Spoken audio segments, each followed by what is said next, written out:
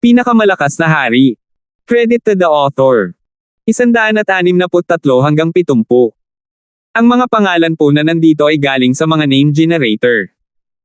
Kaya kung meron man pagkakatulad sa mga pangalan ng totoong tao o lugar, ito ay tunay na hindi sinasadya.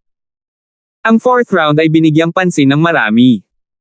2 tao ang makakakuha ng isa sa 10 pwesto ngayong round at magkakaroon ng mga kwalipikasyon para makapasok sa Floating Crest Trial. Ang 2 ay mula kina Francis, Rochelle, Balmond at Rina. Ang 4 na ito ay kumakatawan din sa mataas na antas ng clan.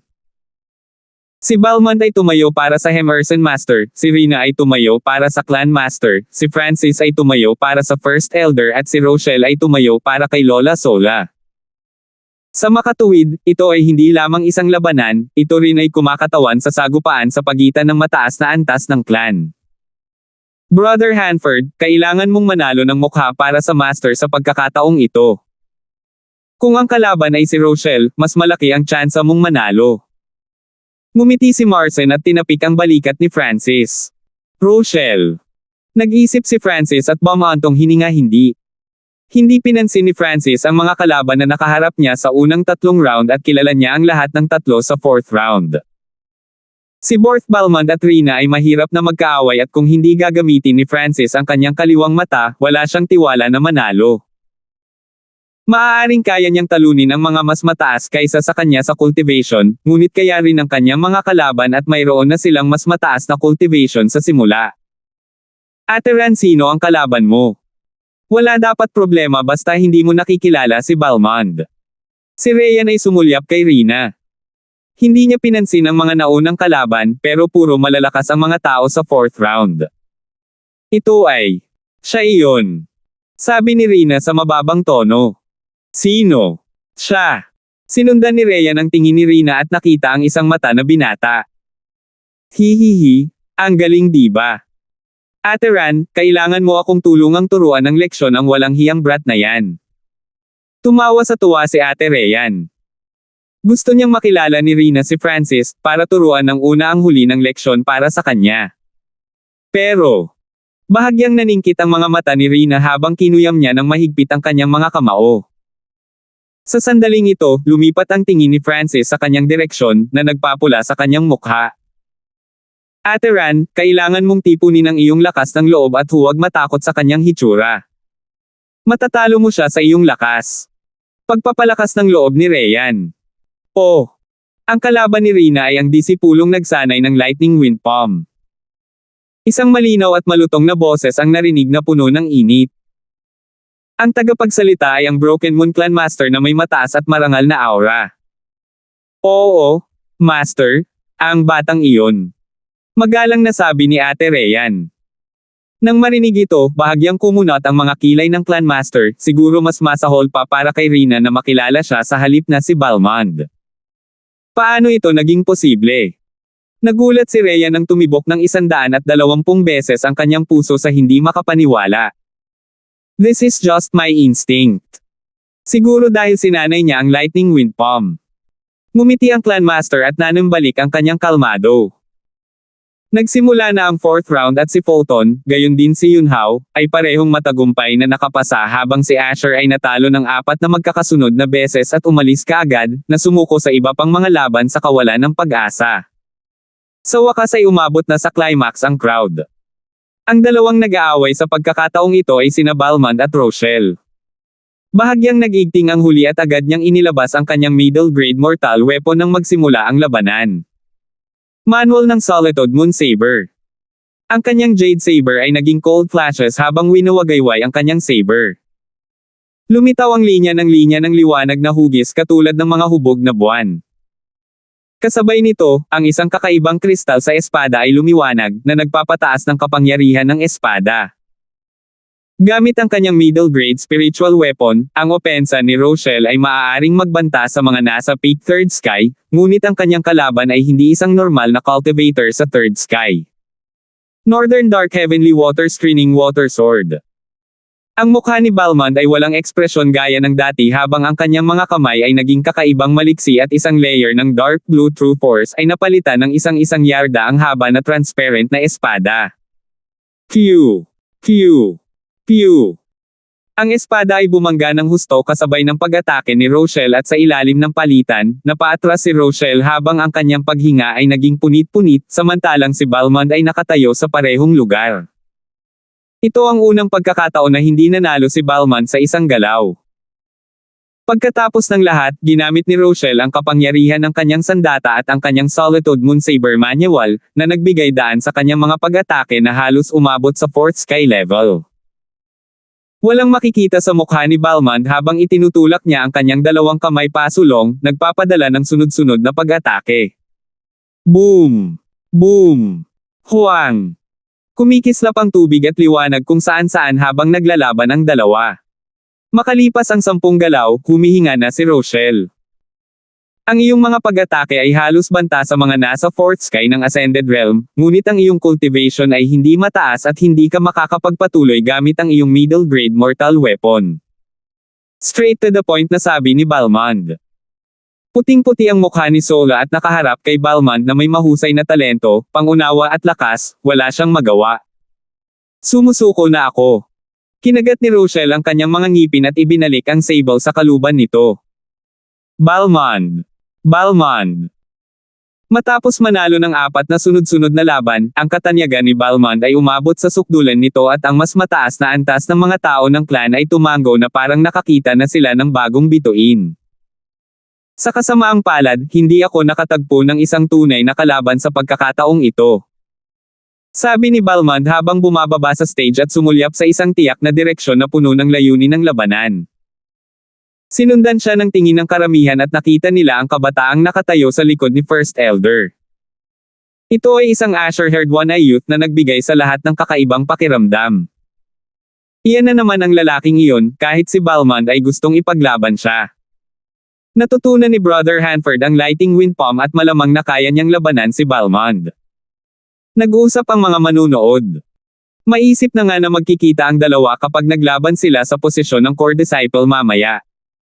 Walang ekspresyong tumayo si Francis at naalala niya ang sinabi ni Balmond noon, aayusin natin ito sa clan. Ayusin mo. Ang deal sa pagitan ni na Francis at Balmond ay unti-unting lumalapit. Nagpatuloy pa rin ang 4th round. Francis versus Rina. Sa pangalawang pagkakataong ito ay inihayag, muling nagkagulo ang karamihan. Isa pang laban ang pagpapasya kung sino ang mananalo ng 4 na sunod. Sina Francis at Rina ay parehong nanalo ng 3 magkasunod na laban at ang tagumpay na ito ang magpapasya kung sino ang sumulong sa pagsubok. Sister Rina, magsisimula na ang laban. Bahagyang ngumiti si Francis, habang si Ryan ay nakatikom ang kanyang mga ngipin at napabulalas, Sister Rina, huwag kang magmadali sa kanya. Ayoko. Pinakondense ni Rina ang kanyang Heavenly Wind True Force habang nakatingin kay Francis na may pulang mukha, ngunit wala siyang balak umatras. Nahihiya pa rin ang dalaga, pero sinadya niyang magpanggap na tiwala at malakas. Gustong tumawa ni Francis dahil naramdaman na niya ang paglundag-lundag ng puso ni Rina. Anino ng langit na hangin. Ang maliit na anyo ni Rina ay biglang kumislap at nawala habang siya ay naging hangin. Lanino ng langit na hangin. Nag-flash din ang figure ni Francis at tulad ni Rina, nawala siya. Anong nangyayari? Naghiyawan ang mga manunood. Halos magkapareho ang mga galaw ni na Francis at Rina. Pagpipiraso ng tindig ng hangin. Pagpipiraso ng tindig ng hangin. Sabay na itinulak ng dalawa ang kanilang mga palad at kaagad, isang kislap ng liwanag ang bumungad sa magkabilang gilid. Ito. Kumikislap ang mga mata ni Rina habang kakaibang nakatingin kay Francis. Umiikot na wind stance. Ang figure ni Francis ay biglang tumalon sa hangin habang ang kanyang Azure na buhok ay umihip sa hangin at isang Azure ball ng hangin ang lumitaw mula sa kanyang palad, na bumaril kay Rina. Ang rotating wind stance na ito ay ang Mysterious Wind Palm, na natutunan niya noong araw na iyon pabalik sa Canyon at sa Heavenly Wind God Technique. Ang paglipat na ito ay ang rotating wind palm. Paikot-ikot na wind palm. Bulalas ni Rina habang ang kanyang magandang figure ay tumalon din sa hangin at nakipagsagupaan kasama si Francis, gamit ang parehong galaw. Sa pagharap sa pamilyar na figure at mga aksyon na pinanood ng 1,000 beses ni Francis, naging sanhi ito ng bahagyang pagkatulala ni Francis. Boom! Sumabog ang malakas na windball at pinalipad nito si Francis. Ang dalawa ay umabot sa parehong antas sa Heavenly Wind God technique, ngunit ang cultivation ni Rina ay mas mataas kaysa kay Francis at ang huli ay natulala ng ilang segundo. Ang talino ng lalaking ito ay kapareho ng kay Sister Rina. Ano bang nasa isip niya? Tinatitigan pa nga ng brat na ito si Sister Rina gamit ang nakakadiri niyang mata sa gitna ng laban.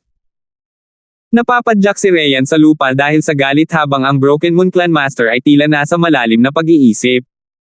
Si First Elder naman ay may kakaibang ekspresyon sa mukha. Sumusuko na ako. Biglang tumawa si Francis at tumalon sa stage. Nalaglag ang panga ng mga manunood sa eksenang ito. Mula sa simula hanggang ngayon, binigyan sila ni Francis ng impresyon ng isang malakas, malamig, walang emosyong baliw na tao. Walang nakaisip na siya ay susuko. Ikaw. Hindi ka pa natatalo. Sa wakas ay nag-react si Rina at sinabing red face. Isang napakaasam na labanan ang natapos ng ganito. Brother Hanford, paano ka makapaglaro ng ganito? Ang panalong ito ay nakakatulong sa mukha ni Master. Bahagyang hindi nasisiyahang sinabi ni Marcian. Bagamat alam niyang mananalo si Rina, naisip pa rin niya na makakalaban ni Francis. Hindi mahalaga kung manalo ako o hindi, basta makakasali ako sa Floating Crest Trial. Ang huli ang mahalaga. Casual na sabi ni Francis. Ang dahilan kung bakit siya sumuko ay dahil sa 3 puntos. Malakas si Rina at nang hindi niya ginagamit ang kanyang bloodline na kapangyarihan o mata, wala si Marsanap na kumpiyansa. Ang kanyang lakas ay makikita bilang sinuman at walang gantimpala. Siyempre, ang pinakamahalagang punto ay mayroon siyang kakaibang pakiramdam para kay Rina. Parang naramdaman niyang may utang siya sa huli. Bakit? Bakit siya biglang sumuko? Si Rina ay labis na naguguluhan. Ang Francis na ito ay napakatuso at hindi siya nakipag-away kay Sister Rina. May isa pang posibilidad at iyon ang gusto niya kay Junior Sister o kung hindi bakit siya susuko. Bulong ni Ryan sa sarili, na nagpapula sa mukha ni Rina at pagkatapos ay palihim niyang sinulyapan ang kalmadong Asher na buhok na kabataan sa gilid ng kanyang mga mata. Ang mga ekspresyon ng dalawa ay hindi nakaligtas sa mga mata ng Broken Moon Clan Masters ngunit sa halip, ang kanyang mga kilay ay napataas. 164. Matapos matalo si Francis, huminto ang kanyang 3 sunod na panalo at bagamat marami ang nadismaya sa kinalabasan, wala ni isa sa kanila ang magagawa dahil si Francis mismo ang sumuko. Matatapos na ang Floating Crest competition pagkatapos ng 4th round at sina Balmond at Rina na parehong nanalo ng 4 na round ay nakuha agad ang isa sa mga pwesto para makapasok. Ang natitirang mga disipulo ay kukuha ng iba pang mga pwesto na magagamit ng kanilang mga hanay at ang 3 core na mga disipulo na dumalo sa oras na ito ay lahat ay may garantisadong pwesto. Bukod sa kanila, nakakuha din ng 2 spot sina Balmond at Rina, ibig sabihin 5 na lang ang natitira. Kuya Hanford, nawalan ka ng pagkakataon sa hindi mo paggamit ng iyong buong lakas. Kung patuloy kang magpapatuloy sa ganito, baka hindi ka talaga makakasali. Nagbabala si Marcian. Brother Marcian, relax. Tumango si Francis. Kailangan niyang manalo sa lahat ng 3 natitirang laban upang tiyak na makakuha ng pwesto at lahat ay nasa kontrol. Bukod kina Balmond at Rina, walang nakapigil sa kanya. Ang 5th round, nanalo si Francis sa isang galaw, na nadodge ang kanyang kalaban sa peak 3rd sky. Sa sandaling ito, ang kanyang lakas ay nagdulot ng pag-iingat sa iba. Ang 6th round, ang kalaban ni Francis ay si Fulton. Sumusuko na ako. Ayaw ni Fulton na gumastos ng masyadong maraming enerhiya laban kay Francis at agad siyang sumuko. Ang ika-7 labanan. Ang kanyang kalaban ay si Rochelle, ang tanging banta sa ilalim ni Balmond at Rina. Inakala ng lahat na ito ay isang kapana-panabik na labanan, ngunit gumamit si Francis ng mabilis na pag-atake ng kidlat at tinalo si Rochelle sa ilang mga galaw. Casual, nanalo si Francis ng 6 na laban at naging nangungunang sa mga natitirang kalahok. Kumikislap ang mga mata ni Ryan habang nakakulong siya kay Rina. Ay! Hindi ko alam. Pulang mansanas ang mukha ni Rina habang umiling siya at may lumitaw na ambon sa kanyang mga mata na parang sinisi siya sa isang bagay na hindi niya ginawa. Wala itong kinalaman sa Rina. Ang pagsuko ni Francis ay nangangahulugan na hindi na niya kailangang lumahok sa isang matinding laban. Tumunog ang boses ng Broken Moon Clan Masters at sa oras na ito, natapos na ang kompetisyon. Ang 7 disipulo ay sina, Balmond, Rina, Francis, Rochelle, Yuan Hao, Fulton at Chenyo. Bukod sa huling disipulong si Chenyo na nasa tuktok ng Third Sky, pamilyar si Francis sa iba. Ang 3 pangunahing disipulo at ang 7 panloob na disipulo ay lalahok sa Floating Crest Trial makalipas ang 10 araw. Marcin, Roldan, Hubert, Balmond, Rina, Francis. Ang 10 sa inyo ay nakakuha ng mga kwalifikasyon para lumahok sa isang beses bawat 5 taon na Floating Crest Trials. Isang malalim at malakas na boses ang umalangaw-ngaw sa buong field na nagpapahayag ng pagtatapos ng Floating Crest Competition. Ang kompetisyon ay para lamang makapasok sa Floating Crest Palace. Ang 10 sa inyo ay magkikita rito sa loob ng 10 araw. Ang malambot at malinaw na boses ng Clan Master ay tumunog at sa sandaling matapos siyang magsalita, umalis ang 5 aura ng True Spirit Realm. Nagsimulang maglaho ang mga tao at ang mga nabigo ay malabo ang mga mata. Hindi ako makapaniwala na makakasali din ako sa Floating Crest Trial. Pakiramdam ni Fulton ay nasa panaginip siya. Bagamat siya ang dating nangungunang panlabas na disipulo, hindi pa siya naging isang panloob na disipulo ng matagal at wala na siyang anumang pag-asa na makapasok. Ngunit binago ng katabi niyang kabataan ang kanyang kapalaran. Ginamit ni Fulton ang mga reward mula sa misyon bilang isang stepping stone para itulak ang kanyang sarili sa Second Sky of the Ascended Realm. Pagkatapos noon, binigyan siya ni Francis ng high-class mortal skill na nagsara sa pagitan niya at ng mga disipulo ng elders. Dagdag pa sa katotohanan na si Fulton ay handang magtrabaho ng husto, ang huli ay nahawakan ang pagkakataong ito. Huminga ng malalim si Fulton at hindi siya nagsalita ng anumang mga salita ng pasasalamat, ngunit tahimik niyang naalala ito. Sabay na bumalik sina Francis at Fulton at hindi kalayuan sa kanila ay naroon sina Asher at Princess Myra. Ang mga mata ni Asher ay puno ng ayaw at nakaramdam siya ng labis na inis. Nakalimutan niyang wala man lang siyang pag-asa na makapasok. Ngunit nang makita sina Fulton at Francis na parehong nagkakamit ng tama, hindi mapakali ang kanyang puso. Bumantong hininga si Myra at labis siyang nagsisi. Ngunit alam niyang lumipas na ang oras. Kung nagawa niyang panatilihin ang relasyon nila ni Francis noon, baka siya na ang Fulton sa tabi niya. Pagkatapos bumalik sa kanilang mga courtyard, naghiwalay sina Francis at Fulton at nagsimula silang ganap na maghanda para sa Floating Crest Trial. Sa ika-5 araw, pinatawag ng First Elder sina Marcin at Francis at naunawaan ng huli na ang dahilan kung bakit sila tinawag ay dahil sa Floating Crest Trial. Ang kaganapang ito ay isang beses bawat 5 taon at hindi lamang isang beses na lumahok ang Emerson Master, maging ang First Elder. Ang First Elder ay 100 hanggang 200 taong gulang at tiyak na marami siyang alam tungkol sa Floating Crest Trial. Ang mga partikular na nilalaman ng Floating Crest Trial ay iba-iba sa bawat oras, ngunit isang bagay lang ang hindi nagbabago. Kapag mas matagal ang isa sa paglilitis, mas mataas ang tsansa na makilala ng Floating Crest Palace. Kasabay nito, ang mga mabubuhay ng mas matagal sa trial ay magkakaroon ng mas mataas na pagkakataon na makakuha ng mas magagandang reward. Sinabi lang ni First Elder kung tungkol saan ito at agad na may mga tanong si Francis, maiintindihan ba natin ito bilang survival time? Kung mas matagal ang isa, mas mataas ang marka. Tama. Tungkol ito sa kung sino ang mabubuhay hanggang sa wakas. Baka sa mukha ng First Elder ang pagpupuri. Siyempre, magkakaroon ng mga pain sa pagsubok. Ang mga pain na ito ay magkakaroon din ng panganib na kasama nila at ang pinakamaliit na pagkakamali ay maaaring mga hulugan ng kabiguan. Depende ito sa kung gaano kakumpiyansa. Idinagdag ni First Elder. Hindi niya masyadong sinabi ang tungkol sa Floating Crest Trial dahil ang lahat ay umaasa sa lakas at pangunawa. Pagkatapos umalis sa First Elder, bumalik si Francis sa kanyang tinitirhan at sinabi kay Fulton ang lahat. Sa huling 5 araw, si Francis ay nakatuon lamang sa pagtatanim at dahil naabot na niya ang ika-11 na antas ng Silver Wall Technique, ang kanyang paglilinang ay umunlad ng husto at naabot niya ang tuktok ng Second Sky. Sa isang kisap mata, lumipas na ang huling 5 araw at bago pa huminto ang langit, nagtipon na ang 10 disipulo sa Central Hall Division.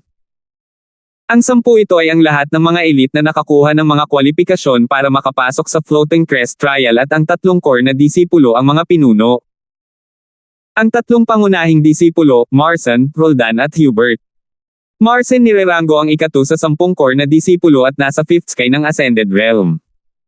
Isa sa mga hot pick para sa bagong head disciple.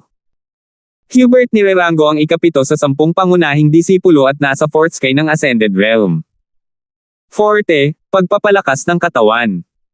Roldan nirerango ang ika-10 sa 10 core disciples at ang pinakabagong core disciple. Sa kanila, si Marson ang pinakamalakas at maraming tao, kabilang ang First Elder ay may mataas na pag-asa para sa kanya. Hinulaan pa nga ng ilan na maaaring malampasan ng score ni Marson ang Emerson Master, na may pinakamataas na score sa loob ng 10 taon. Bukod sa kanya, marami rin ang nagkaroon ng malaking pag-asa kay Balmond. Nakatayo sa grupo, bahagyang kinabahan si Fulton dahil ang lahat ng kalaban na ito ay mas malakas kaysa sa kanya. Kuya Hanford, tutulungan ka ba ni Brother Marson? Tanong ni Fulton. Hindi. Mariing umiling si Francis. Ang Floating Crest Trial ay isang lugar kung saan maaaring baguhin ang kanilang kapalaran at lahat ng pumasok ay susubukan ang kanilang makakaya. Kapag nakapasok na sila sa pagsubok, sisikapin ni Marson ang kanyang makakaya at sisikaping makuha ang pinakamahusay na score na kaya niya, na nangangahulugang wala na siyang oras para tulungan si Francis.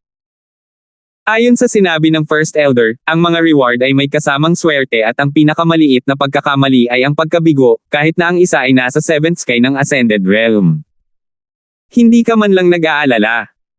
Sinulyapan ni Fulton ang confident figure ni Francis at hindi niya maiwasang humanga sa kanya. Bahagyang ngumiti si Francis at hindi siya sumagot. Matapos mapagtanto ang katotohanan ng pagsubok na ito, hindi siya nag-alala. Sa kanyang misteryosong kaliwang mata, mayroon siyang mahusay na lakas sa labanan at antas ng kaligtasan. Paghahambing ng mga oras ng kaligtasan.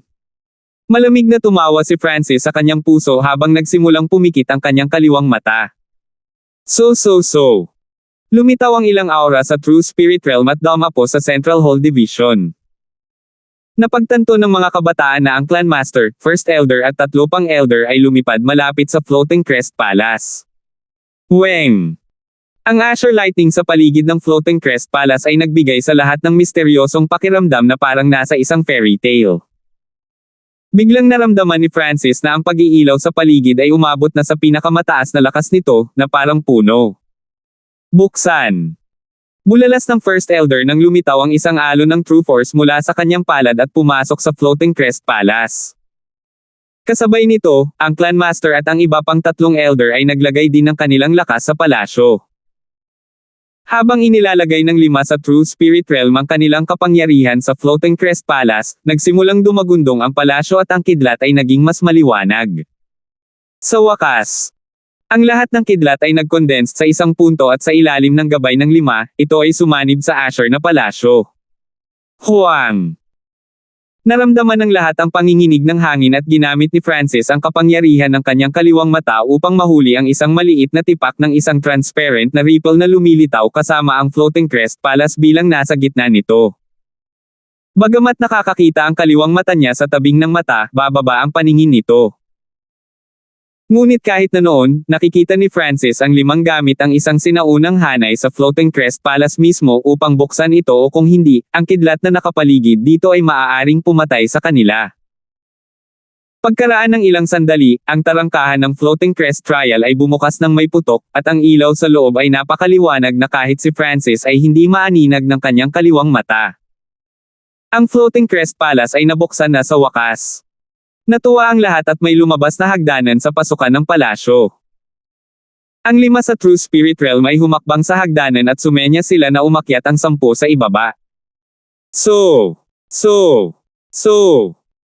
Ang 10 elite na disipulo sa Ascended Realm ay nagpalibot lahat ng kanilang True Force para tulungan ang kanilang sarili na lumipad at mapunta sa hagdanan. Nakatayo sa hagdan, naramdaman ni Francis ang isang lumang aura mula sa nagniningning, puting palasyo.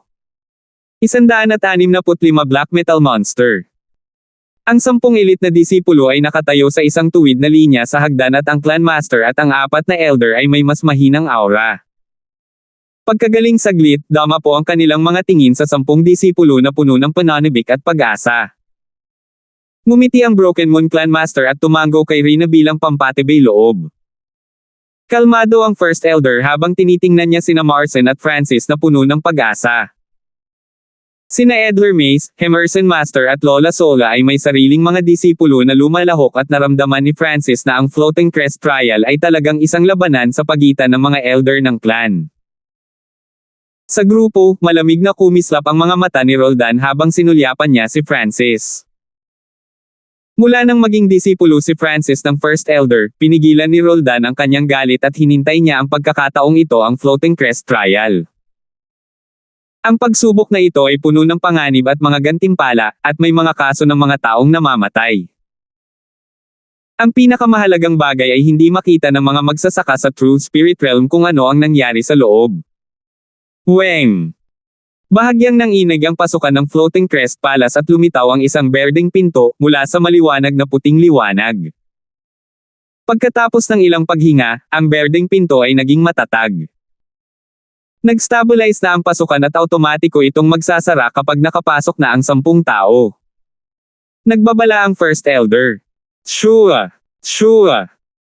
Ginamit ng lahat ng 10 ang kanilang mga kasanayan sa bilis at naging blur habang mabilis silang lumampas sa berdeng pinto. Shua! Ang pangalawang Francis ay dumaan sa pintuan, naramdaman niya ang pakiramdam na namamanhid sa kanya. Ang susunod na sandali.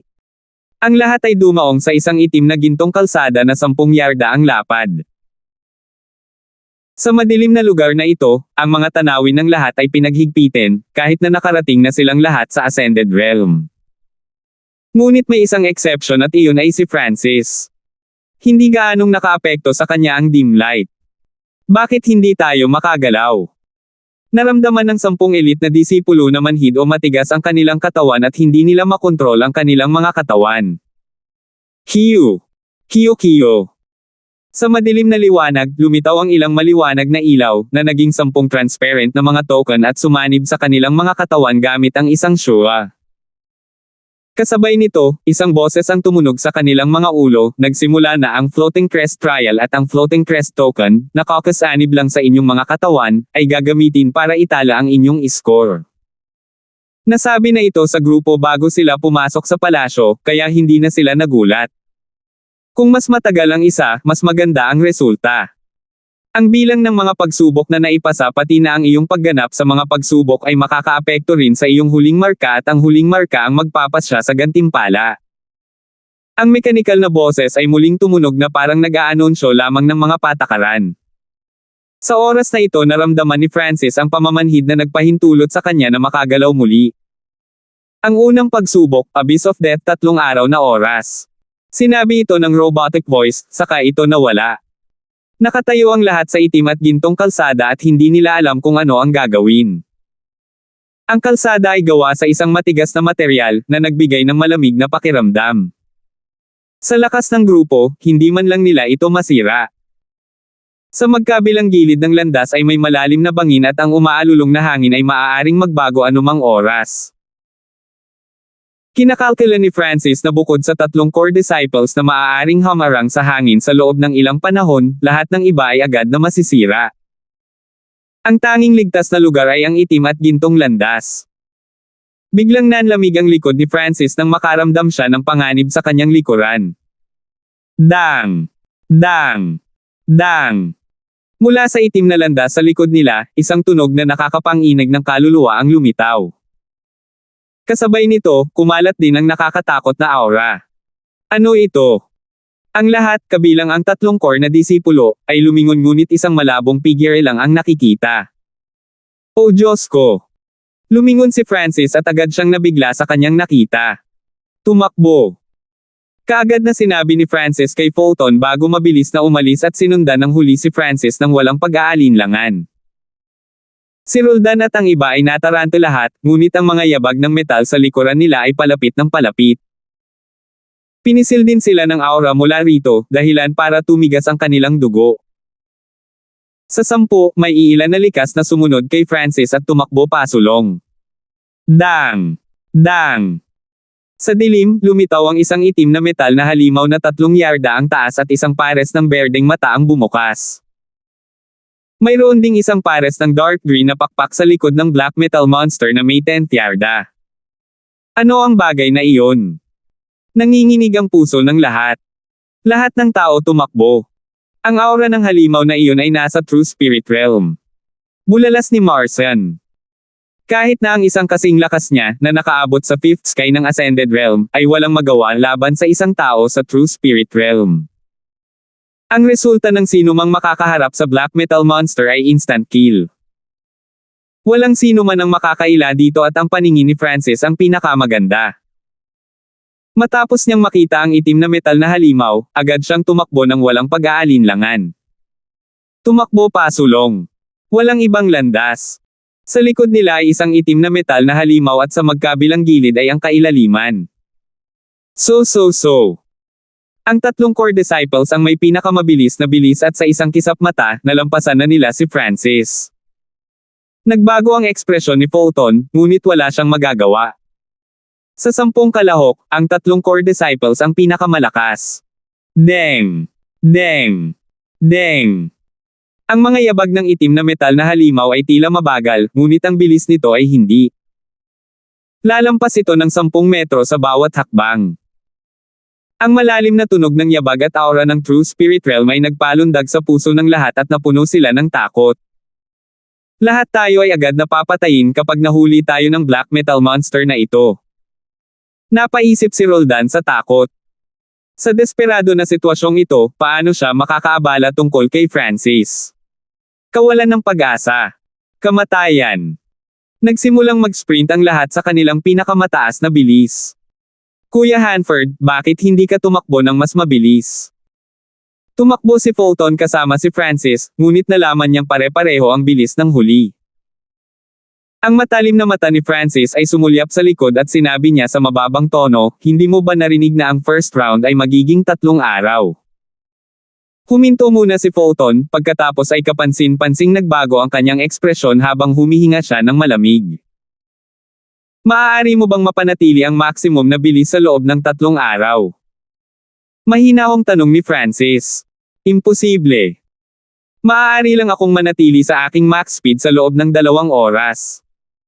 Umiling si Fulton. Kung binilisan niya ang kanyang max speed, mas mabilis pa siya sa mga kabayo. Ngunit gugugol siya ng sobrang lakas at ang unang pagsubok ay 3 araw ang haba. Ang pagsubok ay hindi magpapadala ng kumpletong halimaw sa True Spirit Realm para patayin tayo o kung hindi, sa tingin mo ba ay magkakaroon tayo ng anumang pagkakataon na mabuhay? Nagpatuloy si Francis sa pagtatanong. Hindi pwede. Walang pag-aalinlangan na sinabi ni Fulton. Ang pagharap sa isang tao sa True Spirit Realm, hindi nila kayang labanan. Magkagrupo man ang 10, papatayin pa rin sila sa isang hit. Ang bilis ng black metal monster sa likod natin ay nasa seconds sky lang ng Ascended Realm. Ang kailangan lang nating gawin ay panatilihin ang bilis na ito at hindi mahuli sa loob ng 3 araw. Pagkatapos, matagumpay tayong makapasa sa first trial. Ibinigay ni Francis ang kanyang sagot. Ang kanyang paningin ay ang pinakamahusay at alam niya ang bilis ng itim na metal na halimaw. Ang lahat tungkol dito ay umabot na sa True Spirit Realm bukod sa bilis nito at ang bilis nito ay mas mababa kaysa sino man dito. Ganyan yan. Agad na kinokontrol ni Fulton ang kanyang bilis upang isave ang kanyang enerhiya. Kasabay nito, hindi niya maiwasang lalong humanga sa kabataang nasa harapan niya. Ang kalmado at kontrol ni Francis ay umabot sa hindi kapani-paniwalang antas. Dang! Dang! Dang! Unti-unting lumiit ang tunog ng metal na yabag. Napanatili ni Francis at Fulton ang kanilang bilis at dahil mas mabilis lang sila kaysa sa black metal monster, tataas ang distansya sa pagitan nila sa paglipas ng panahon. Makalipas ang ilang oras. Si Rochelle at Yuan Hao na nasa harapan ay nagpapahinga sa lupa, binabawi ang kanilang lakas. Sa bilis ng kanilang pagtakbo, napakalaki ng enerhiyang ginugol nila. Kayong dalawa ay hindi nahuli ng black metal monster kahit na ganoon kabagal ang pagtakbo mo. Nagsalubong ang kilay ni Rochelle nang sabihin niyang nagulat siya. Haha, ang bilis natin ay mas mabilis ng kaunti kaysa sa black metal na halimaw. Medyo mas mahaba pa at maaabutan ng blockhead. Bahagyang ngumiti si Francis. Matapos ang bahagyang paghinto, siya at si Fulton ay dahan-daang nagpatuloy sa pagtakbo na parang tumigil sila upang tingnan ang tanawin. Iyon. Posible ba? Nagkatinginan sina Rochelle at Yuan Hao nang hindi makapaniwala, ngunit agad na lumitaw ang tunog ng mga yabag ng metal. Tumakbo. Nakita ng dalawa ang malaking itim na anino sa likod nila na naglabas ng nakakatakot na aura na halos mag-freeze ng kanilang dugo. Ang unang pagsubok Abyss of Death oras, 3 araw. Lumipas ang kalahating araw at hindi nagtagal tumakbo ang mga alagad sa unahan bago naubos ang kanilang lakas. Kahit na mayroon silang mga table tasks na maaaring makabawi ng kanilang enerhiya, hindi ito mabuti para sa katawan kung sila ay patuloy na ginagamit. Sina Francis at Fulton ang unang nakahanap kung paano gumagana ang black metal monster at ginamit nila ang pinakamaliit na halaga ng enerhiya para sa pinakamalaking pakinabang. Ang ibang mga alagad ay tumakbo saglit, pagkatapos ay uupo sila at gagaling. Ngunit nang sila ay ganap na nakabawi, ang itim na halimaw na metal ay naabutan muli. Siyempre, hindi lahat ay isang retard at sa lalong madaling panahon, lahat ay nakahanap ng pinakamahusay na posibleng paraan upang harapin ang halimaw. Ang ikalawang araw. Ang ilan sa mga disipulo ay nagsimulang makaramdam ng pagod, ngunit ang itim na metal na halimaw sa likod nila ay hindi dahil ito ay makinang-makina at hindi gawa sa dugo at buto. Sa oras na ito, nagsimulang magbago ang tanawin sa magkabilang panig sa kalsada. Noong una, hindi naiintindihan ni Francis ang nangyayari hanggang sa natagpuan niya ang isang kalansay na nakahiga sa isang sirang silid. Ang kalansay ay mukhang matagal nang nasa silid, ngunit ang mga buto ay bahagyang kumikinang. Sa tabi nito ay may ilang bagay, isang tumpok ng mga primal crystal na bato, isang sirang kawayan na espada, isang jade ornament at ilang sinaunang aklat. Nandito lahat ang 3 pangunahing disipulo at nakatingin dito. 166 kritikal na tukso.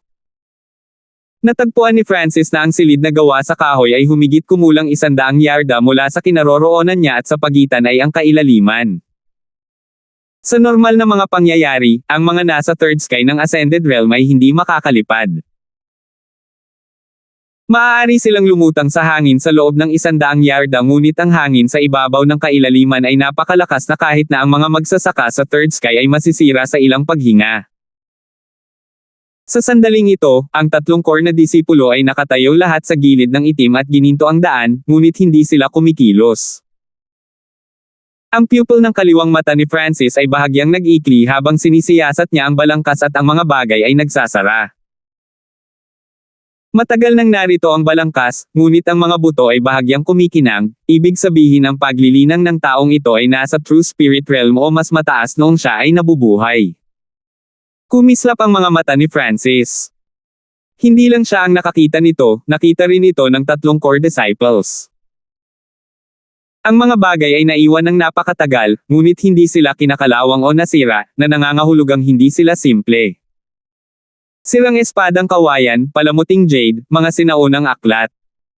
Ang mga materyales ng mga item na ito ay pawang natatangi at tulad ng mga buto, hindi sila nasusuot. Kung makukuha ko ang mga bagay sa tabi ng bangkay, hindi mahalaga kahit na mabaigo ako sa pagsubok na ito. Ang mga bagay na naiwan ng isang cultivator sa true spirit realm ay maaaring mga spiritual class skills o spiritual weapons. Tuwang-tuwa si Roldan at hindi niya mapigilan ang kanyang kasakiman. Inaasahan ng lahat ang mga bagay na nasa tabi ng kalansay at hindi nagtagal ay nakagawa si Francis ng conclusion. Ang sirang bamboo sword ay dapat na isang spiritual na sandata at kahit na wala itong espiritu sa loob, ito ay kapantay pa rin ng isang elite class mortal na armas kahit papaano. Ang material ng jade ornament ay lubhang kakaiba at tila may kapangyarihan itong dumadaloy sa paligid nito. Ang presyo nito ay maaaring hindi kasing dami ng isang espiritual na sandata, ngunit hindi ito dapat magkano. Tulad ng para sa dalawang lumang libro, walang nakakaalam kung ano ang klase, ngunit sa paglilinang ng kalansay, bago siya namatay, ito ay dapat na isang peak class mortal na kasanayan sa pinakamababa. Maaaring malampasan pa ng mga item na ito ang mga reward mula sa first place ng trial. Maging si Francis ay may gana na sunggaban sila, ngunit kumislap ang kanyang mga mata at bumaantong hininga, go. Hindi nagatubili si Fulton at sinundan niya si Francis. Sa katunayan, kahit na ang mga nasa Fourth Sky ng Ascended Realm ay walang buong tiwala na maabot ang kahoy na silid at bumalik ng walang pinsala. Naisip ni Fulton. Ang mga nasa Fourth Sky of the Ascended Realm ay mayroon lamang 20% na pagkakataon sa tagumpay at si Marson, na may pinakamataas na cultivation, ay maaaring magkaroon ng 30 hanggang 40% depende sa kung gaano kalakas ang hangin. Ang layunin ko ay first place at tinalo ang score ng Emerson Master.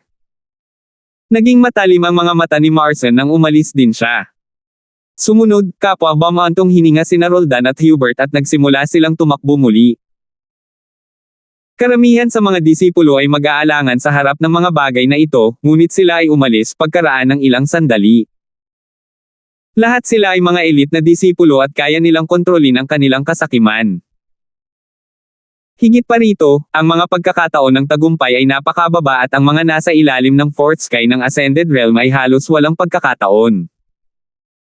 Pagkatapos noon, nagsimulang lumitaw ang malalaking bato sa magkabilang gilid ng kalsada na may nakasulat na mga gantimpala. Sa isang tiyak na punto. Isang kagubatan na may siksik na enerhiya ang lumitaw sa kailaliman at makikita ng mga mata ang mga kayamanan dito.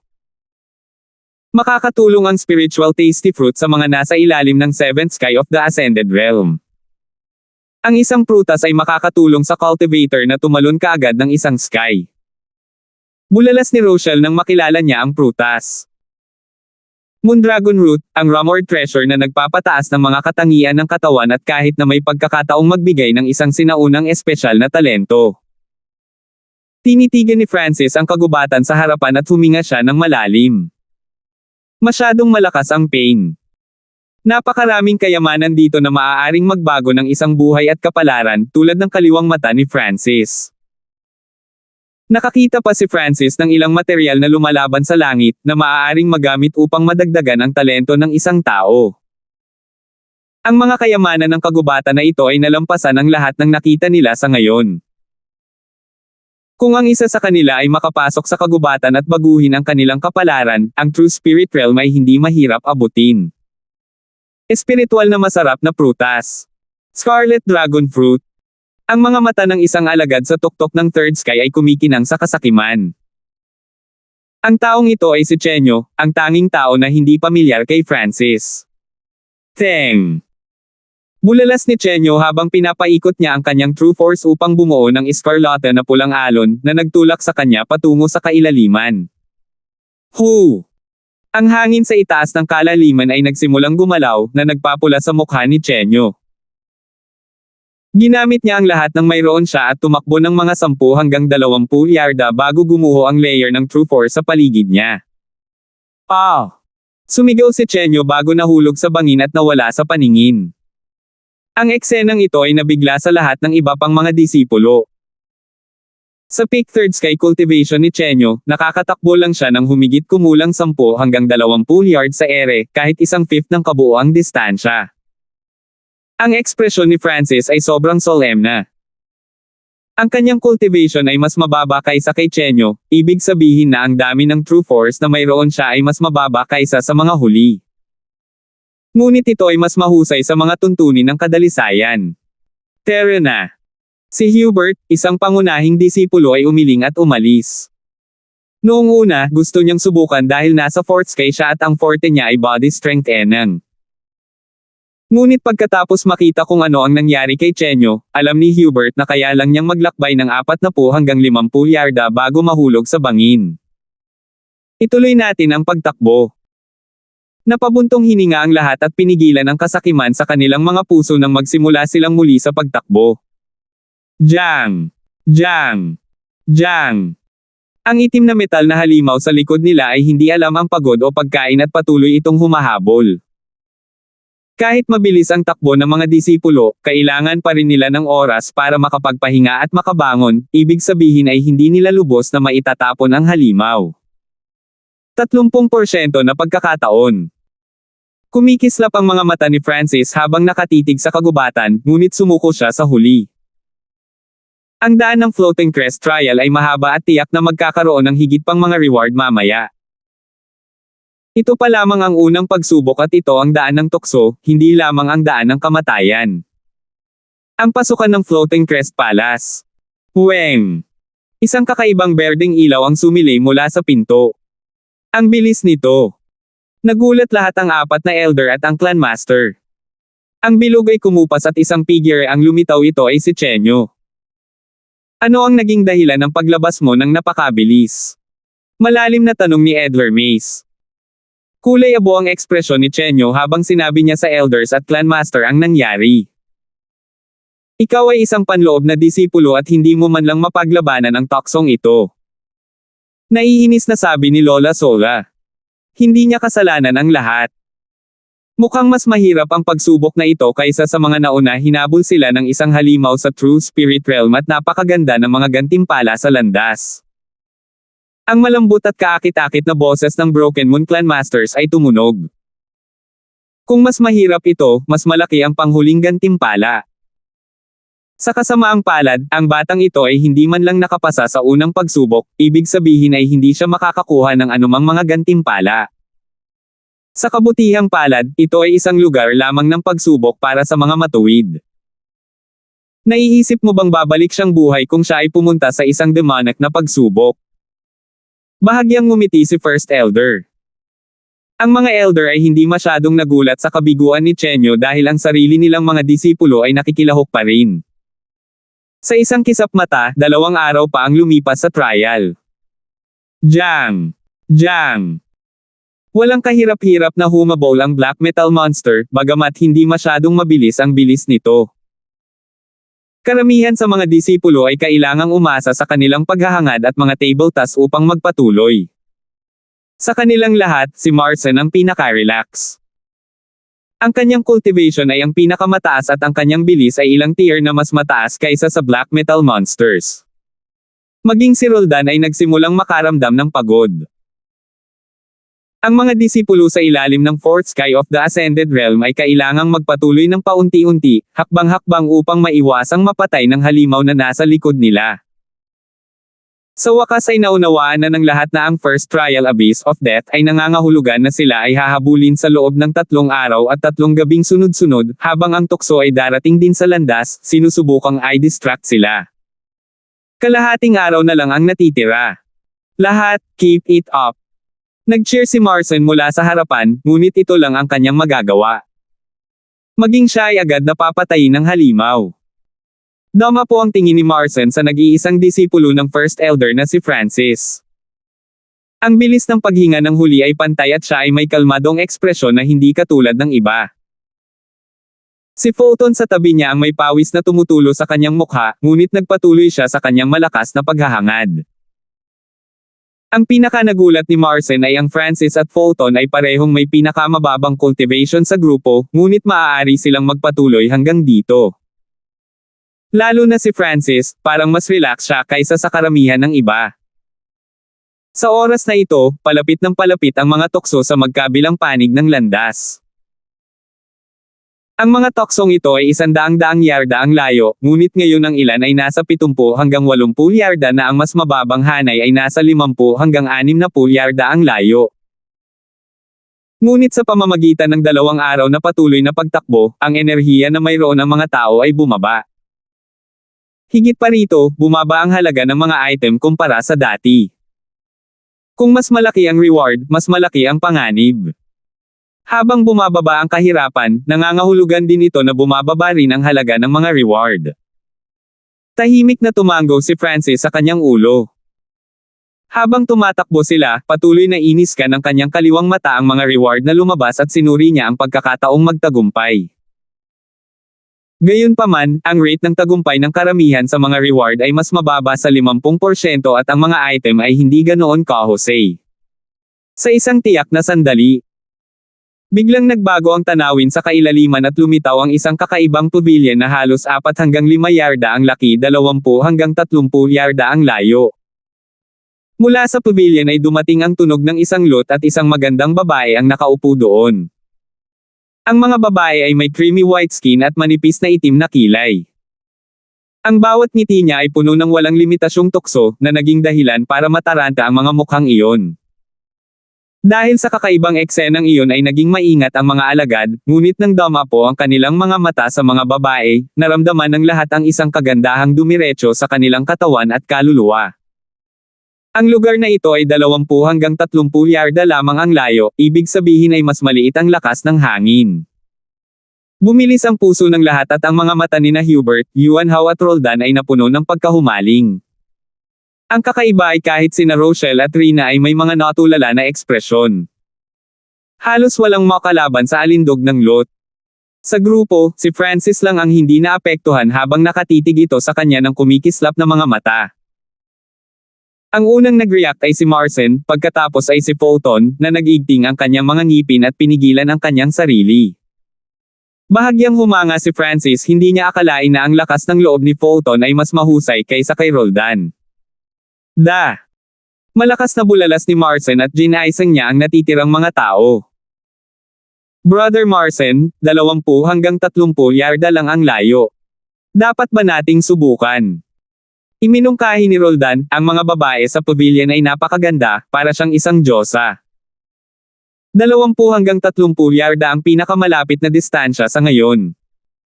Naningkit ang mga mata ni Francis habang tinatansya niya ang rate ng tagumpay at ang halaga ng mga bagay sa loob. 167. Kalaliman ng kamatayan. Sa madilim na dimensyon, isang babae ang tumugtog ng lute na puno ng emosyon. Parang jade ang balat niya at para siyang perpektong ukit. Bawat ngiti niya ay puno ng tukso. Sa mata ng sino man, siya ay perpekto. Kahit sa sigaw ni Marcin, sina Roldan and Co. Ayaw talagang pumasa sa reward na ito. Napakaganda, ngunit masyadong kakaiba. Si Fulton ay may nabigla na ekspresyon sa kanyang mukha at ang kanyang mukha ay namula habang iniisip niya ang nalilitong hitsura niya kanina. Ibinaling ni Fulton ang kanyang tingin sa gilid, nakita ni Fulton na ang ekspresyon ni Francis ay katulad ng dati at hindi siya naapektuhan. Mula sa simula hanggang ngayon, hindi nagbago ang ekspresyon ni Francis. Hindi maiwasan ni Fulton na humanga sa kanya. Hindi niya alam kung dahil ba sa malakas ang kalooban ni Francis o dahil hindi alam ni Francis ang impormasyon tungkol sa S. Tumahimik ka. Huminga ng malalim si Marcin at pinilit niyang huwag tumingin sa napakagandang babae habang malamig niyang tinitigan si Roldan at ang iba pa, siguradong hindi simple ang babaeng ito para lumitaw dito. Siguro naloko na kayong lahat. Nang marinig ito, naunawaan ng lahat ang ibig niyang sabihin. Ang Floating Crest Palace ay isinara mula sa labas ng mundo at ito ay binuksan isang beses bawat 5 taon. Napaka-weird na magkaroon ng exotic na babae dito. Bumuhos ang malamig na pawis mula sa katawan ng mga alagad dahil hindi sila naglakas loob na tingnan ang babae. Ate Ryan, ano ang nakita mo? Malalim na sinabi ni Francis kay Rochelle. Ako. Namula ang mukha ni Rochelle nang bahagya siyang nataranta, ang tao sa pavilion ay ang perpektong imahe sa kanilang mga puso. Ang mga lalaki ay nakakita ng magagandang babae at ang mga babae ay nakakita ng mga gwapong lalaki. Malapit na ang reward na ito, ngunit hinihikayat ko ang lahat na sumuko. Malapit nang matapos ang unang pagsubok at ayon sa mga nakaraang karanasan sa Floating Crest Palace, magkakaroon ng kahit ilang reward kung makapasa tayo sa first stage. Sinabi ni Marcin sa lahat, pagkatapos ay agad siyang naging isang lilang ilaw habang siya ay bumibilis. Nagkaroon ng malaking halaga ng ilusyon na lakas ng pag-iisip sa pavilion, na niloko kahit ako. Kung ako ay lumilipad at naapektuhan ng lakas ng pag-iisip. Walang ekspresyong sabi ni Balmond at desididong umalis. Lahat ay ayaw, ngunit alam nila na ang pavilion ay masyadong kakaiba, kaya kailangan nilang sumuko at magpatuloy. Maging ang isang tulad ni Roldan ay nagdikit ang kanyang mga ngipin at pinilit ang kanyang sarili na umiwas ng tingin. Kuya Hanford. Biglang napagtanto ni Fulton na walang intensyon si Francis na umalis. Mauna ka. Sa bilis mo ngayon, makakapasa ka sa first stage.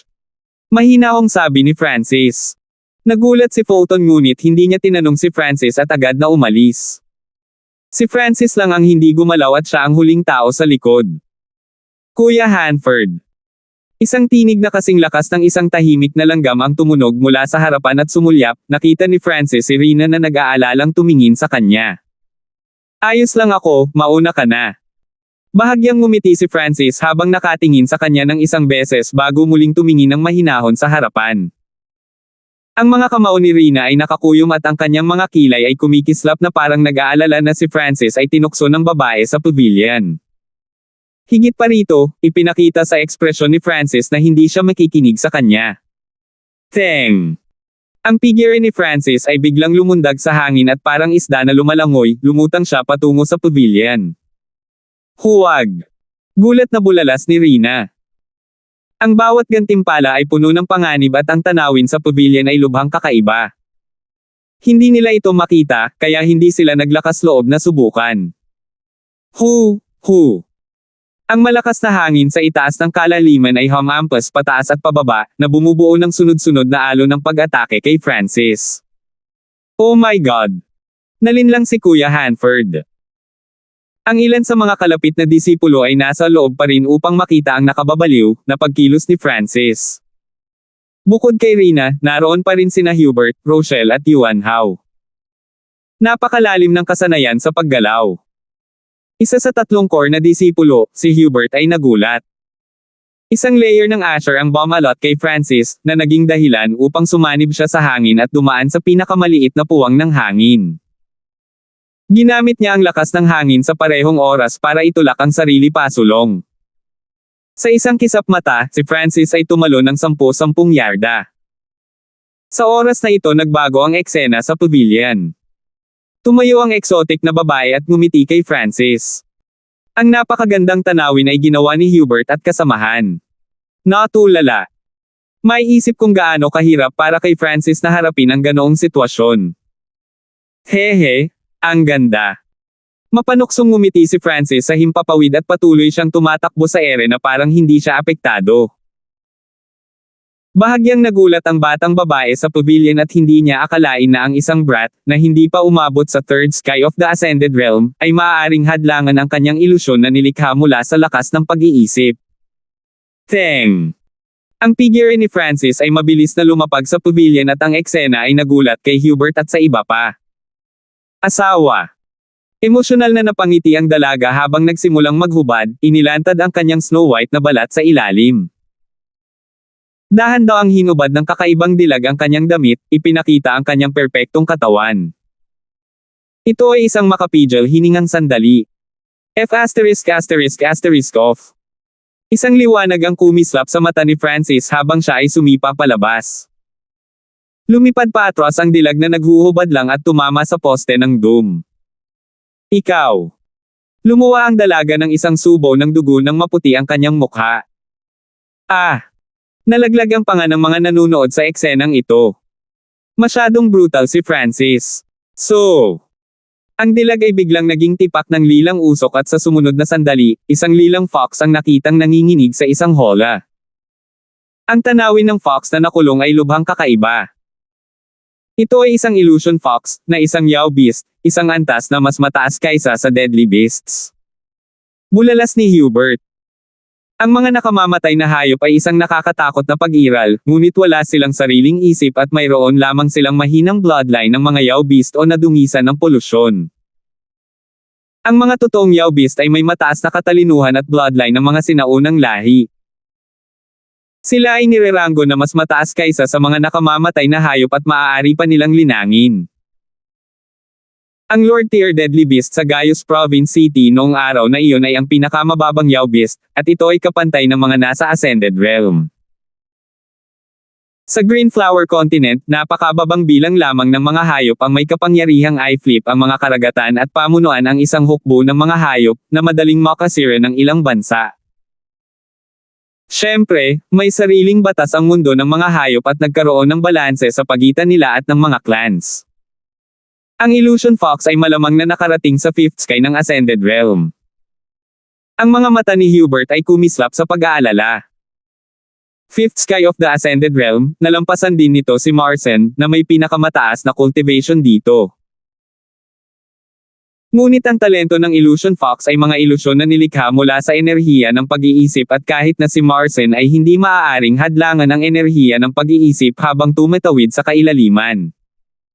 Brat, sisirain kita. Galit na sabi ng Illusion Fox habang nagngangalit ito. Kung hindi dahil sa Hola, madali nitong mapunit ang mga tao sa second o third sky ng Ascended Realm. Hindi nagabalang pakinggan ito ni Francis at pumunta sa stone table sa gitna ng pavilion. Sa mesa ay isang plato ng prutas, isang bote o alak, isang pulseres at anglut. Iniabot ni Francis ang kanyang kamay upang kunin ang isa sa mga prutas upang tingnan kung ano iyon. Ito dapat ang purple spiritual fruit na nagpapanumbalik ng lakas ng katawan at pag-iisip. Kinuha ni Francis ang 4 hanggang 5 na prutas at pagkatapos ay inamoy ang bote ng alak. Ito ay dapat na isang mababang spiritual wine na maaaring makabawi ng enerhiya ng isang tao para sa mga nasa Ascended Realm. Gulo. Humigop ng kaunti si Francis at naramdaman niya kaagad na gumaling ang kanyang true force, mental energy at stamina. Pagkatapos tumakbo ng 2 araw na diretso sa ilalim ng pressure at pagod, si Francis ay nasa bingit ng pagtaas ng kanyang cultivation. Ang huling bagay ay isang bracelet at hinawakan ito, si Francis ay tumawa. Ito ay dapat na isang interspatial na bracelet at ang pinakamasamang interspatial na imbakan ng mga item ay pinahahalagahan ng isang high-grade na mortal na armas. Ang pulseres na ito ay isang bagay na maaaring mag-imbak ng mga bagay at ang halaga nito ay higit na mas malaki kaysa sa lahat ng iba pang nasa mesa na buod. Ano? Interspatial bracelet. Ang pagkabigla ay lumitaw sa mga mukha ni Hubert at kasamahan. Ang pinakamasamang interspatial na item ay nagkakahalaga na ng isang high-grade mortal weapon. Bahagyang nanginginig ang boses ni Hubert nang lumitaw ang kasakiman sa kanyang mga mata. Ang mga high-grade na mortal na armas ay hindi bababa sa 1,000,000 substandard na primal crystal stone o 10,000 low-grade primal crystal stone. Higit pa rito, bihira ang mga bagay na maaaring mag-imbak ng mga bagay. Kinuha ni Francis ang bracelet at pinagsanib niya ang kanyang kamalayan sa loob. Naramdaman niya ang 1 meter-cubed area sa loob. Shua! Shua! Nawala ang purple spiritual fruit at bote ng alak habang nakaimbak ang mga ito sa loob ng interspatial bracelet.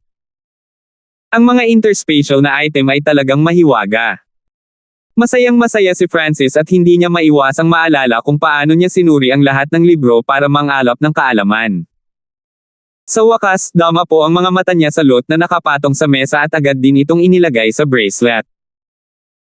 Ang lot ay isang middle grade mortal na sandata na nakita kaagad ni Francis, ngunit ang mga sandatang pangmusika ay hindi masyadong interesado sa kanya at hindi rin niya gustong gamitin ito. Gayunpaman, maaari itong palitan ng isang kabuuan ng primal crystal na mga bato upang mabayaran ang utang na mayroon siya sa matandang si Zhang at maaari pa niyang bilhin ang mga luho o araw kung siya ay mapalad. Anak, huwag kang mahiya. Napaungol ang Illusion Fox at labis siyang nagalit kay Francis dahil sa hindi niya pinapansin. Ang Fox ay muling nagpadala ng isang grupo ng mga ilusyon, ngunit si Francis ay nagkaroon ng napakalakas na katatagan laban dito at walang pinsalang naidulot. Nakita na niya ang totoong figure ng dalaga nang lumitaw ang pavilion, kaya hindi man lang siya nagpaapekto. Teng! Ang katawan ni Francis ay parang isda habang lumalangoy ito sa hangin at bumabalik sa itim at gintong kalsada sa ilang paghinga. Napabuka ang maliit na bibig ni Rina sa gulat. Brother Hanford, napakaganda ng mga reward mo. Hindi mo dapat itago ang lahat ng ito sa iyong sarili, di ba? Naghehey, si Hubert at hindi niya itinago sa mukha niya ang katakawan. Isang malaki, makapangyarihang true force ang umikot sa kanyang katawan at nagpadala siya ng aura na mas malakas kaysa sa normal na fourth sky aura. Si Hubert ay isa sa 3 core disciples na ang forte ay ang pagpapalakas ng katawan, ang kanyang lakas ay higit pa kay Roldan. Naglakas loob ka bang atakihin ako? Malamig na sabi ni Francis habang umiihip ang asher niyang buhok sa hangin. 168 pinadalang lumipad ng isang sipa. Sa itim at gintong kalsada. Hinarap ni Francis ang core na disipulong si Hubert. Naglakas loob ka bang atakihin ako? Malamig na sabi ni Francis habang umiihip ang kanyang buhok sa hangin. Sa gilid, bahagyang nagbago ang ekspresyon ni Rina at tumabi siya kay Francis. Tila hindi nag-react si Yuan Hao at nagsimulang magpanik. Naging tense ang atmosphere. Biglang nagbago ang ekspresyon ni Hubert nang maalala niya na si Francis ang may suporta sa First Elder. Higit pa rito, si Rina ay tumabi kay Francis. Si Rina ay isang disipulo ng Clan Master at siya ay may kaparehong lakas bilang Balmond. Isang ngiti ang lumitaw kay Francis dahil alam niyang gusto ni Hubert ng bahagi ngunit hindi niya kailangan ng lakas ng loob na umatake. Kuya Hanford, tutulungan kita. Isang dalisay at inosenteng ngiti ang lumitaw sa mukha ng sanggol ni Yuan Hao. Sa puntong ito, parehong sina Rina at Yuan Hao ay nasa panig ni Francis. Kahit na ang panig ni Francis ay walang anumang background, si Hubert ay magiging maingat. Ibigay ang interspatial bracelet. Madilim ang mukha ni Hubert, ngunit bigla siyang nagdikit ng ngipin at tumabi kay Francis at kasamahan. Anong gagawin niya? Bumilis ang tibok ng puso ni Francis at hindi niya akalain na aatake pa rin si Hubert sa sitwasyong ito. Teka! May mali. Biglang may naalala si Francis at tumingin sa pavilion. Ang mga mata ng illusion fox sa loob ng hola ay naging kulay ube habang ang ngiti ng panunuya ay lumitaw sa mukha nito. Ang mga mata ni Hubert ay puno ng kasakiman at nawalan siya ng malay. Siya ay orihinal na matako at nang ang illusion fox ay naglagay ng isang kasanayan sa ilusyon sa kanya, ang kasakiman sa kanyang puso ay nadagdagan ng 10 beses. Nakalimutan ko ang tungkol sa foxy bastard na ito. Naging mataimtim ang ekspresyon ni Francis nang magpasya siyang harangin muna si Hubert. Ang huli ay nasa 4th sky ng Ascended Realm at naabot niya ang mataas na antas sa pagpapalakas ng katawan.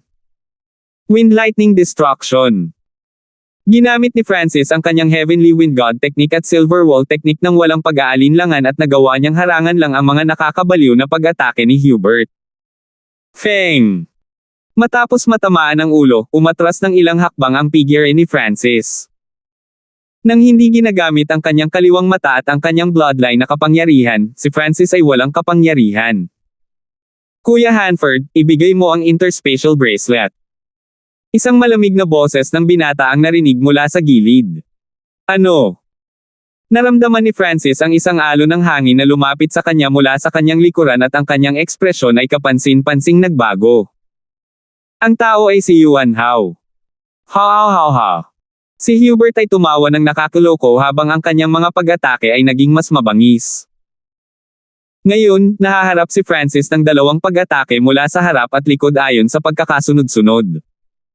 Tumigil ka. Bulalas ni Rina habang siya ay naging blur at hinarangan si Yuan Hao. Pang! Si Yuan Hao ay napaatras ni Rina sa isang galaw. Hindi napigilan ni Francis ang pagpapawis at pakiramdam na maswerte na si Rina ay hindi naapektuhan ng illusion fox. Kailangang malaman ng isa na ang kanyang lakas ay kapantay ng kay Balmond at kung haharapin niya ang mga pag-atake ng 3, makakatakbo lang siya kahit na ginamit niya ang kapangyarihan ng kanyang bloodline. Ang mga ilusyon ng illusion fox ay maaaring makaapekto kina Yuan Hao at Hubert dahil sila ay sakam at mahina ang kalooban, habang si Rina ay hindi sakam. Pinahusay ni Rina na pinipigilan si Yuan Hao ang sitwasyon, ngunit si Francis ay nakaharap sa isang pangunahing disipulo ng 4th sky at ito ay isang malaking tagumpay upang hindi matalo. Mukhang ito lang ang paraan. Naisip ni Francis. Sure. Lumabo ang figure ni Francis at nag-iwan ng isang grupo ng mga after images. Ang kanyang katawan ay parang isda, maliksi at mabilis habang siya ay umatras sa ilalim ng mga pag-atake ni Hubert. Sa mga tuntunin ng paglilinang at pagpapalakas ng katawan, si Hubert ay mas mahusay kaysa kay Francis, ngunit ang huli ay mas mahusay sa paggalaw. Si Hubert ay nalulula sa kasakiman at hindi niya namalayan na si Francis ay umaatres patungo kina Yuan Hao at Rina. Ako muna ang bahala sa'yo. Ang bilis ni Francis ay biglang tumaas at nawala mula sa hanay ng pag-atake ni Hubert. Siya ay nagpakita sa tabi ni Yuan Hao sa susunod na sandali. Ang huli ay orihinal na pinigilan ni Rina at hindi siya nakapag-react sa palihim na pag-atake ni Francis. Kidlat hangin palm. Itinulak ni Francis ang isang palad habang ang kulog ay umuungol at ang hangin ay umuungol. Wow! Nagawa ni Yuan Hao na harangin ang palad na iyon, ngunit napilitan siyang bumalik sa gilid ng kalsada at dumura ng isang subo ng dugo. Bumaba ka! Sinipa ni Francis si Yuan Hao sa kailaliman ng isang sipa. Ah! Sumigaw si Yuan Hao habang nahulog siya sa kailaliman. Kuya Hanford, pinatay mo siya. Puting-puti ang mukha ni Rina dahil hindi niya alam ang gagawin. Ang plano ni Francis ay tapusin muna si Yuan Hao, na mas mahina, para makapagtambol sila at labanan si Hubert. Mahina ang kanyang kalooban at naimpluwensyahan siya ng Zorro, kaya kailangan muna namin siyang alagaan. Si Francis ay hindi na konsensya. Si Yuan Hao ay may dalisay at inosenteng mukha ng sanggol, ngunit siya ay napakatuso. Lumulutang Crest Palace, ang pasukan. Naka-cross-legged doon ang 4 na elder at clan master. Weng! Biglang lumiwanag ang kulay asul na pinto at isang figure ang lumabas. Ibang tao ang lumabas. Napakabilis. Bumilis ang puso ng Emerson Masters ngunit napabuntong hininga nang makita kung sino iyon. Yuan Hao. Bulalas ni Edler Mace habang nakatitig sa maputlang mukha ni Yuan Hao.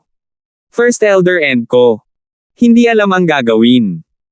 Ang taong pinalayas ay ang disipulo ni Edler Mace, si Yuan Hao na may bago-bagong katawan. Yuan Hao, paano ka nakalabas ng ganito kabilis? Malalim na sabi ni Edler Mace. Si Francis. Siya mismo ang kumuha ng lahat ng kayamanan at sinipa ako sa bangin. Matingkad na pula ang mukha ni Yuan Hao habang galit niyang sinabi. Apektado pa rin siya sa ilusyon ngayon at hindi pa siya kumalma. How dare he do that? Ang Francis na ito ay umaatake pa ng iba mula sa parehong angkan. Galit na galit si Edler Mace. Ang Floating Crest Trial ay isang beses bawat 5 taon at bawat disipulo ay may isang pagkakataon lamang. Mahusay ang talento ni Yuan Hao at mas bata pa siya kay Francis. Kung siya ay nagtagumpay, sa pagsubok ang kanyang paglilinang ay tataas ng mabilis. Gayunpaman, ang pag-asa na ito ay nawasak ng isang taong may mababang antas na espiritual na katawan. May hindi pagkakaunawaan ba dito? Malalim na sabi ni First Elder. Alam niya na si Francis ay mukhang mayabang, ngunit siya ay talagang kalmado. Si Francis ay nagsanay ng Lightning Wind Palm, ibig sabihin hindi siya normal. Isang ngiti ang lumitaw sa mukha ng Emerson Masters. Nang marinig ito, tumango lahat sina Edler Mace, Lola Sola at ang Clan Master. Maghihintay ako pagkatapos ng paglilitis para tanungin siya. First Elder, ibibigay ko ito sa Regulation Division na magiging patas. Huminga ng malalim si Edler Mace habang pinipigilan ang nagngangalit na apoy ng galit sa kanyang puso. Kung hindi dahil ang master ni Francis ay First Elder, sisubog na siya. Weng! Gulo. Kumikislap ang kulay asul na pinto nang lumabas ang isa pang figure. Napakabilis. Ang 5 sa True Spirit Realm ay natigilan lahat. Gaano katagal na ang nakalipas mula noong pinalayas ang huling tao? Nakatuon ang mga elder sa figure at nalaman nilang ito ay ang core na disipulong si Hubert. Ano ang nangyari sa paglilitis upang maging mga core na disipulo para masipa palabas? Ang mga ekspresyon ng Clan Master at Co. Lahat ay solemn na. Hubert, paano ka nakalabas ng napakaaga? Tanong ng Broken Moon Clan Master. Pamilyar silang lahat kay Hubert dahil ang huli ay isang core na disipulo at isang disipulo ng Regulation Elder. Sa clan, ang Regulation Elder ay may autoridad sa parehong antas ng Clan Master at First Elder dahil hawak niya ang kapangyarihang pumatay at parusahan. Si Francis iyon. Gusto niyang itago ang lahat ng kayamanan sa kanyang sarili at sipain ako sa bangin. Sabi ni Hubert sa nagngangalit na mga ngipin. Siya ay kapareho ni Yuan Hao at nasa ilalim pa rin ng spell ng Illusion Foxes. Francis na naman. Ang 4 na Elder at Clan Master ay puno ng pagkabigla at galit. Ang Floating Crest Trial ay hindi lamang nagpabago sa kapalaran ng mga disipulong lumahok, maaari rin itong baguhin ang kapalaran ng clan. At ngayon ay nagpadala si Francis ng core na disipulo at isa pang disipulo na may pabago-bagong katawan sa kalahati ng oras na kumulo ang tsaa. Higit pa rito, ginamit niya ang parehong paraan sa pamamagitan ng pagsipa sa kanila sa bangin. Napakasama nitong Francis. Nagkatinginan ng ibang mga elder na may galit sa kanilang mga mata. Paano ka matatalo ni Francis? Nahuli ni First Elder ang isang bagay na kainahinala. Ang lakas ni Hubert ay nasa ilalim lamang ni Marson. Ito ay dahil sa Junior Sister Rina. Galit na sabi ni Hubert. Ano ang kinalaman nito sa Rina? Tumaas ang kilay ng Clan Masters. Sa kanyang mga mata, si Rina ay palaging isang masunuring bata. Tinulungan ni Sister Rina ang bastos na si Francis, kung hindi, disipulong hindi ako mawawala. Napasigaw si Hubert habang mahigpit na nakakuyom ang kanyang dalawang kamao. Paano ito naging posible? Nagbago ang ekspresyon ng apat na elder at ng Clan Master. Sa katunayan, ang lakas ni Rina ay nasa parehong antas ng Balmond at nagawa niyang makipagpalitan ng mga galaw sa mga nasa Fourth Sky. Kung makikipagtulungan siya kay Francis, may pagkakataong talunin si Hubert. Ngunit bakit makikipagtambalan si Rina kay Francis? Pwede bang? Biglang naalala ng Clan Master kung paano sinadyang matalo si Francis kay Rina sa Floating Crest Competition at pagkatapos ay iniugnay ito sa sinabi ni Ryan.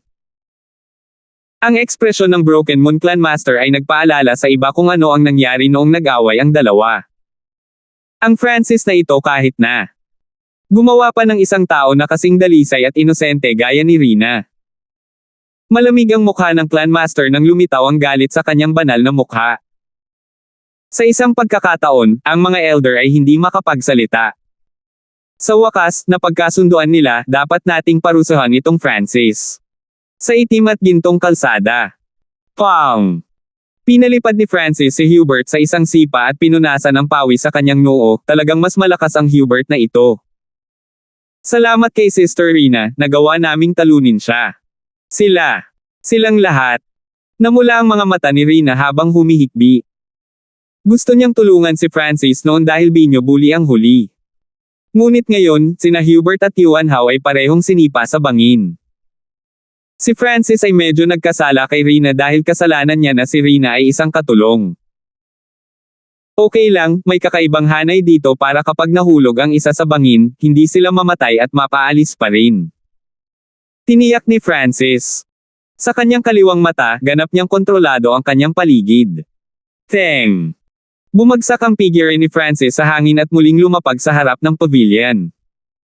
Anong gusto mong gawin? Napasigaw sa takot at galit ang Illusion Fox. Gusto mong gawin?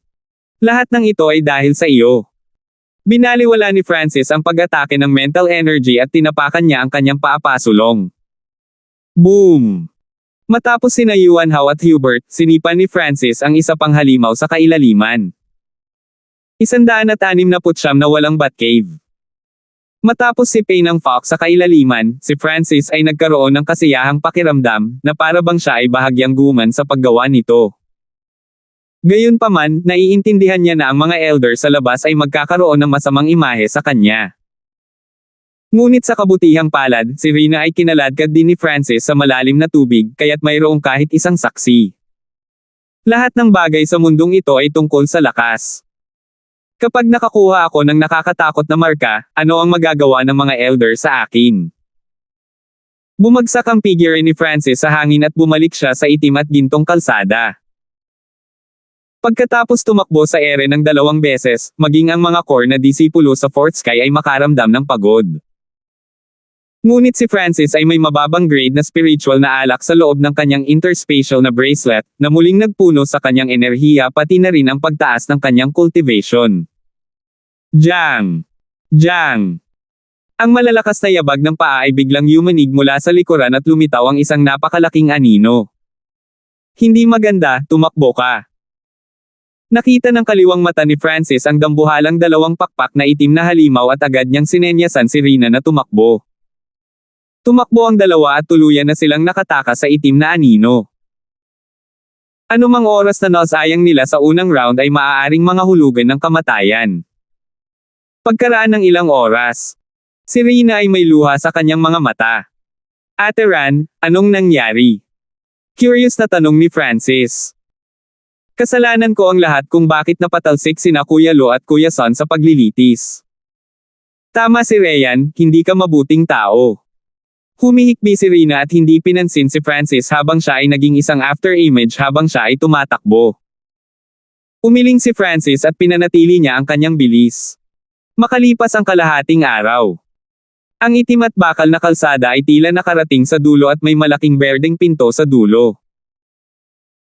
Sa harap ng pinto ay 5 hanggang 6 na tao na lahat ay nakaupo na naka-cross-legged sa lupa, binabawi ang kanilang lakas. Kahit sinong alagad ay mapapagod pagkatapos habulin ng 3 araw at 3 gabi. Kuya Hanford, sa wakas nandito ka na. Nagpakawala ng hininga si Fulton. Nag-aalala siya para kay Francis hanggang dito at ang huli na narito ay nangangahulugan na siya ay umani ng mga gantimpala mula noon. Kainin mo muna itong purple spiritual fruit.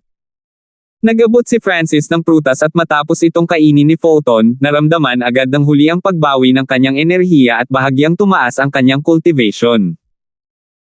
Si Francis ay nakainom ng mababang grade na spiritual na alak at kumain ng purple spiritual fruit na nagtulak sa kanyang cultivation sa Peak 2 Road Sky. Ang floating crest trial ay talagang puno ng mga reward.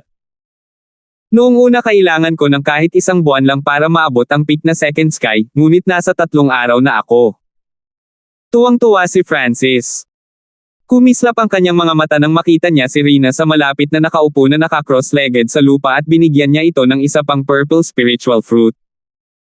Ang kanyang mga aksyon ay naramdaman ng iba. Brother Hanford, mukhang nakuha mo ang mga reward mula sa isang lugar. Hindi ka lang nakakuha ng spiritual fruits, nakakuha ka rin ng interspatial bracelet. Sabi ni Roldan habang nakatitig sa bracelet ni Francis. Ang kanyang mga salita ay agad na nakakuha ng atensyon ng iba at maging ang mga mata ni Marcin ay kumislap habang sinulyapan si Francis. Medyo maswerte lang ako. Hindi nagpa siya si Francis na itago ito dahil ang interspatial na bracelet ay napakadali. Ngayong walang illusion fox, ang iba ay hindi maglalakas loob na nakawin ito dito at ngayon kahit na gusto nila. Maya-maya pa. Jang! Jang! Nakakakilabot na mga yapak ang umalangaw-ngaw sa dilim. Paparating na ang black metal monster. Tumalo ng puso ng lahat, ngunit hindi bumukas ang berdeng pinto sa likod nila. Sa sandaling ito. Sa kanilang mga ulo, isang tunog ang lumitaw, ang kalaliman ng kamatayan ay tapos na. Ang mga matagumpay na tao ay binibigyan na ngayon ng 30 puntos para sa first trial. Huwang! Agad na bumukas ang berdeng pinto at tumigil ang itim na metal na halimaw sa likod nila, parang naging bato. Hindi nakapasa sina Brother Son at Brother Lo sa unang pagsubok. Nagulat na sabi ni Marcin habang iniskan niya ang buong grupo.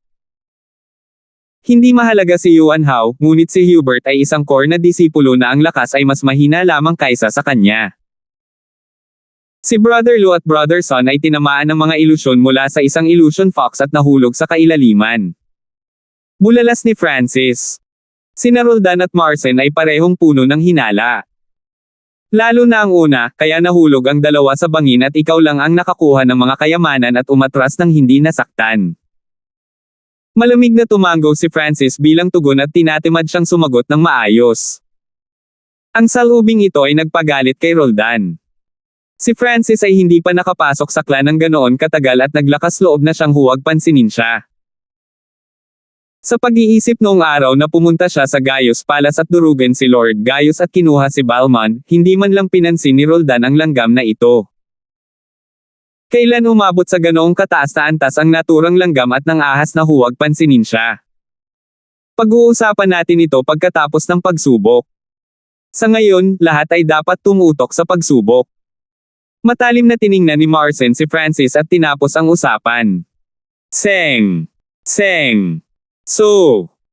Ang grupo ng 7 ay pumasok sa berdeng pinto sa ilalim ng utos ng boses sa kanilang mga ulo. Ang grupo ay pumasok sa isang madilim na kuweba sa susunod na sandali. Tulad ng dati ay madilim ang lugar at may paminsan-minsang tili ng mga paniki. Nakaramdam ng malamig na aura ang 7 disipulo dito, na nagparamdam sa kanila na hindi sila ligtas. Mag-ingat ang lahat, ang mga panganib sa Batcave na ito ay malamang na mas malaki kaysa sa first trial. Nagbabala si Marcin habang nangunguna siya sa harapan.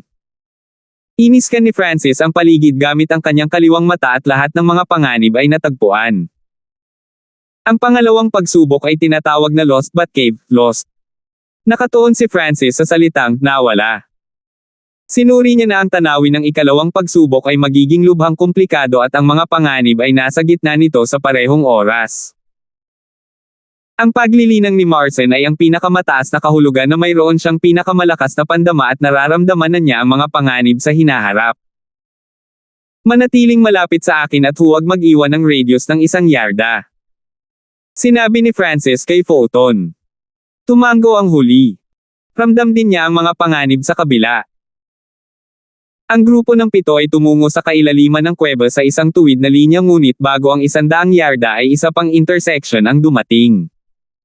Aling landas ang tatahakin? Agad na naramdaman ni Marcin na sumakit ang kanyang ulo.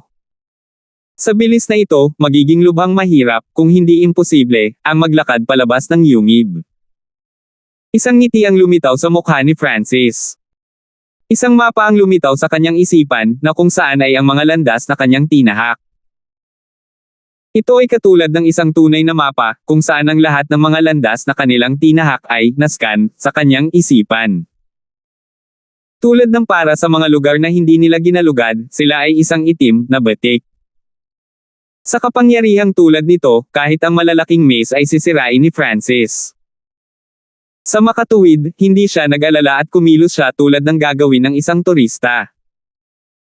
Ang saloobin ni Francis ay nahulog sa mga mata ni Fulton bilang misteryoso at makapangyarihan.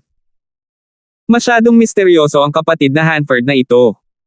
Parang floating crest palace ang kanyang hardin sa likod. Si Fulton ay hindi nakaimik, na may bahagyang paghanga.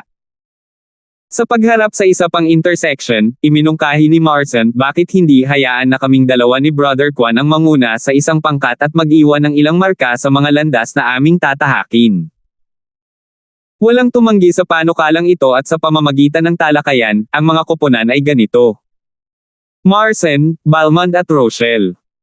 Roldan, Francis, Fulton at Rina.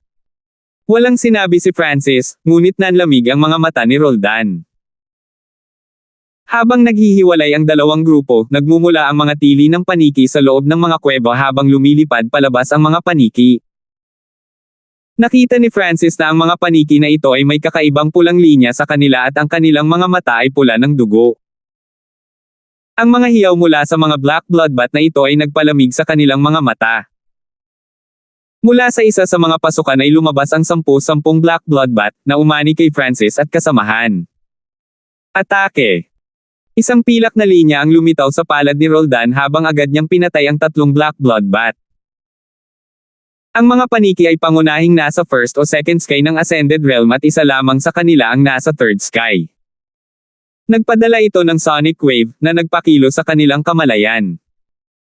Kumulo ang dugo ni Fulton nang bahagya niya itong naharangan at pinatay niya ang isa pang black bloodbath sa harap niya. Inilabas ni Francis ang 2 palad at nakapatay siya ng ilang black bloodbath. Ilang sandali pa, ang lahat ng paniki ay napatay bukod sa paniki sa third sky, na tumili at lumundag sa hangin upang makatakas. Bang! So! Isang maitim na berdeng palaso ang kumikislap na kasing bilis ng kidlat at bumaon ito sa tiyan ng paniki. Flop! Natamba ang katawan ng nangungunang paniki at ang iba pang grupo ay napatingin sa luohawbaw ni Francis. Ang kapangyarihan ng luohawbaw ay hindi nabigo. Nagawa nitong patayin ang paniki sa pamamagitan lamang ng kaunting true force. Ang bilis ng paniki ay napakabilis.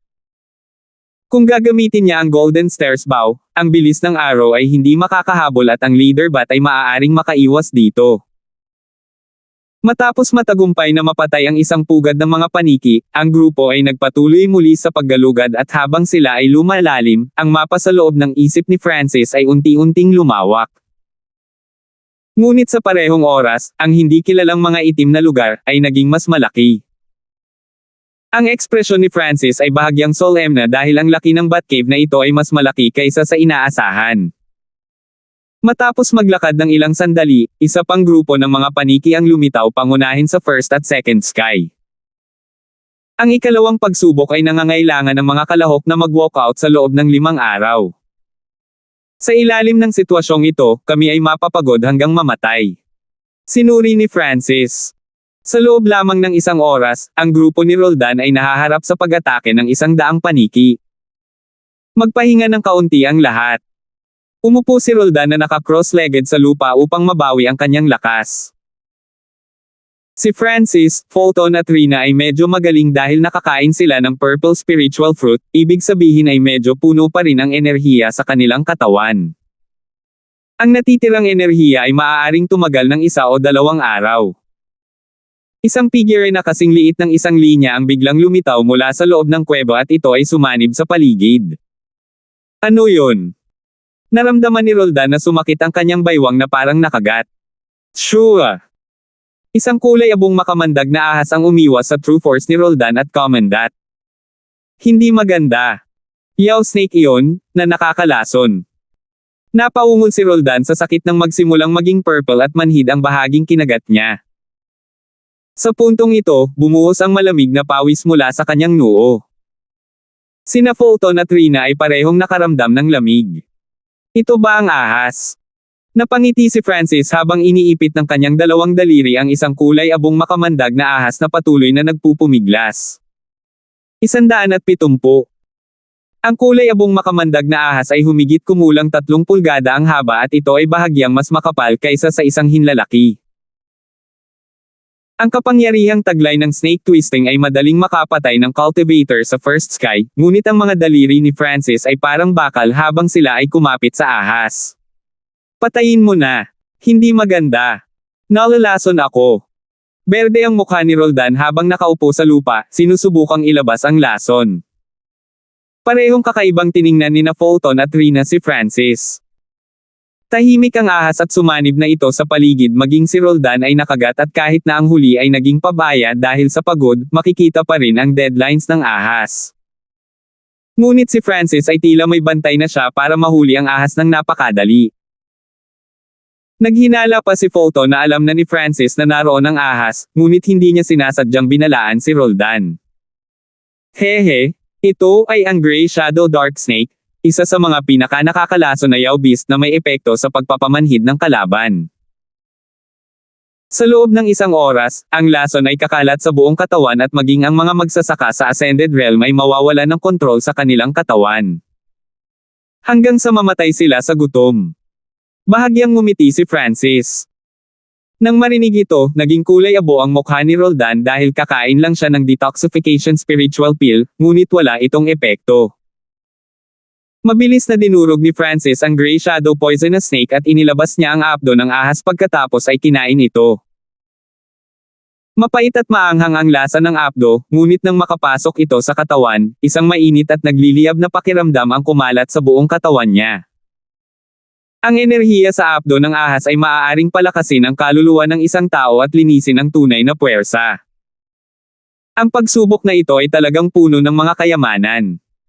Dinilaan ni Francis ang kanyang mga labi nang lumitaw ang isang nasisiyahang ekspresyon. Bilang isang kinikilalang henyo sa clan, marami siyang alam tungkol sa mga table tasks at lason. Brother Hanford, isa kang pill genius, dapat alam mo kung paano i-detoxify ang lason na ito. Napangiti si Roldan. Walang lunas. Umiling si Francis at tumingin siya kay Roldan na parang nakatingin sa isang patay na tao. Hindi niya pinansin ang pagmamakaawa at pagmumura ni Roldan at pinagmasdan ang paligid. Ilang sandali pa. Saan ka tatakbo? Lumiwanag ang figure ni Francis nang mahuli niya ang isa pang Gray Shadow Poisonous Snake. Tulad ng dati, inilabas ni Francis ang apdo ng ahas at kinain ito. Maaaring palakasin ng apdo ang katawan at linisin ang tunay na puwersa na lumilikha ng matibay na pundasyon para maabot ni Francis ang third sky. Si Fulton at Rina ay parehong natigilan at natulala. Ang lakas ng Gray Shadow Poisonous Snake ay nagtatago at nagsasama sa paligid nito, ngunit muling natagpuan at napatay ni Francis ang ahas. Pagkaraan ng ilang sandali, ang lason sa katawan ni Roldan ay unti-unting nawala. How dare you trick me? Galit na sabi ni Roldan. Ang lason ay maaaring labanan sa pamamagitan ng kanyang fourth sky cultivation. Ang mga salita ni Francis noon ay malamang na sinusubukan lamang siyang takutin. Hindi ako nagsinungaling sa iyo, hindi kayang takutin ng ahas ang mga nasa fourth sky of the Ascended Realm, kaya hindi na kailangan ng lunas. Mapaglarong sabi ni Francis. Talagang napakadaling gamutin ang lason. Ang kailangan lang ay nasa second sky ng Ascended Realm at iikot ang kanilang dugo at tunay na puwersa sa kanilang katawan. Sinabi lang ni Francis kay Fulton at Rina ang tungkol sa puntong ito ng palihim. Si Francis ang tanging taong may kaalaman tungkol sa mga gamot sa mga pumasok sa Batcave.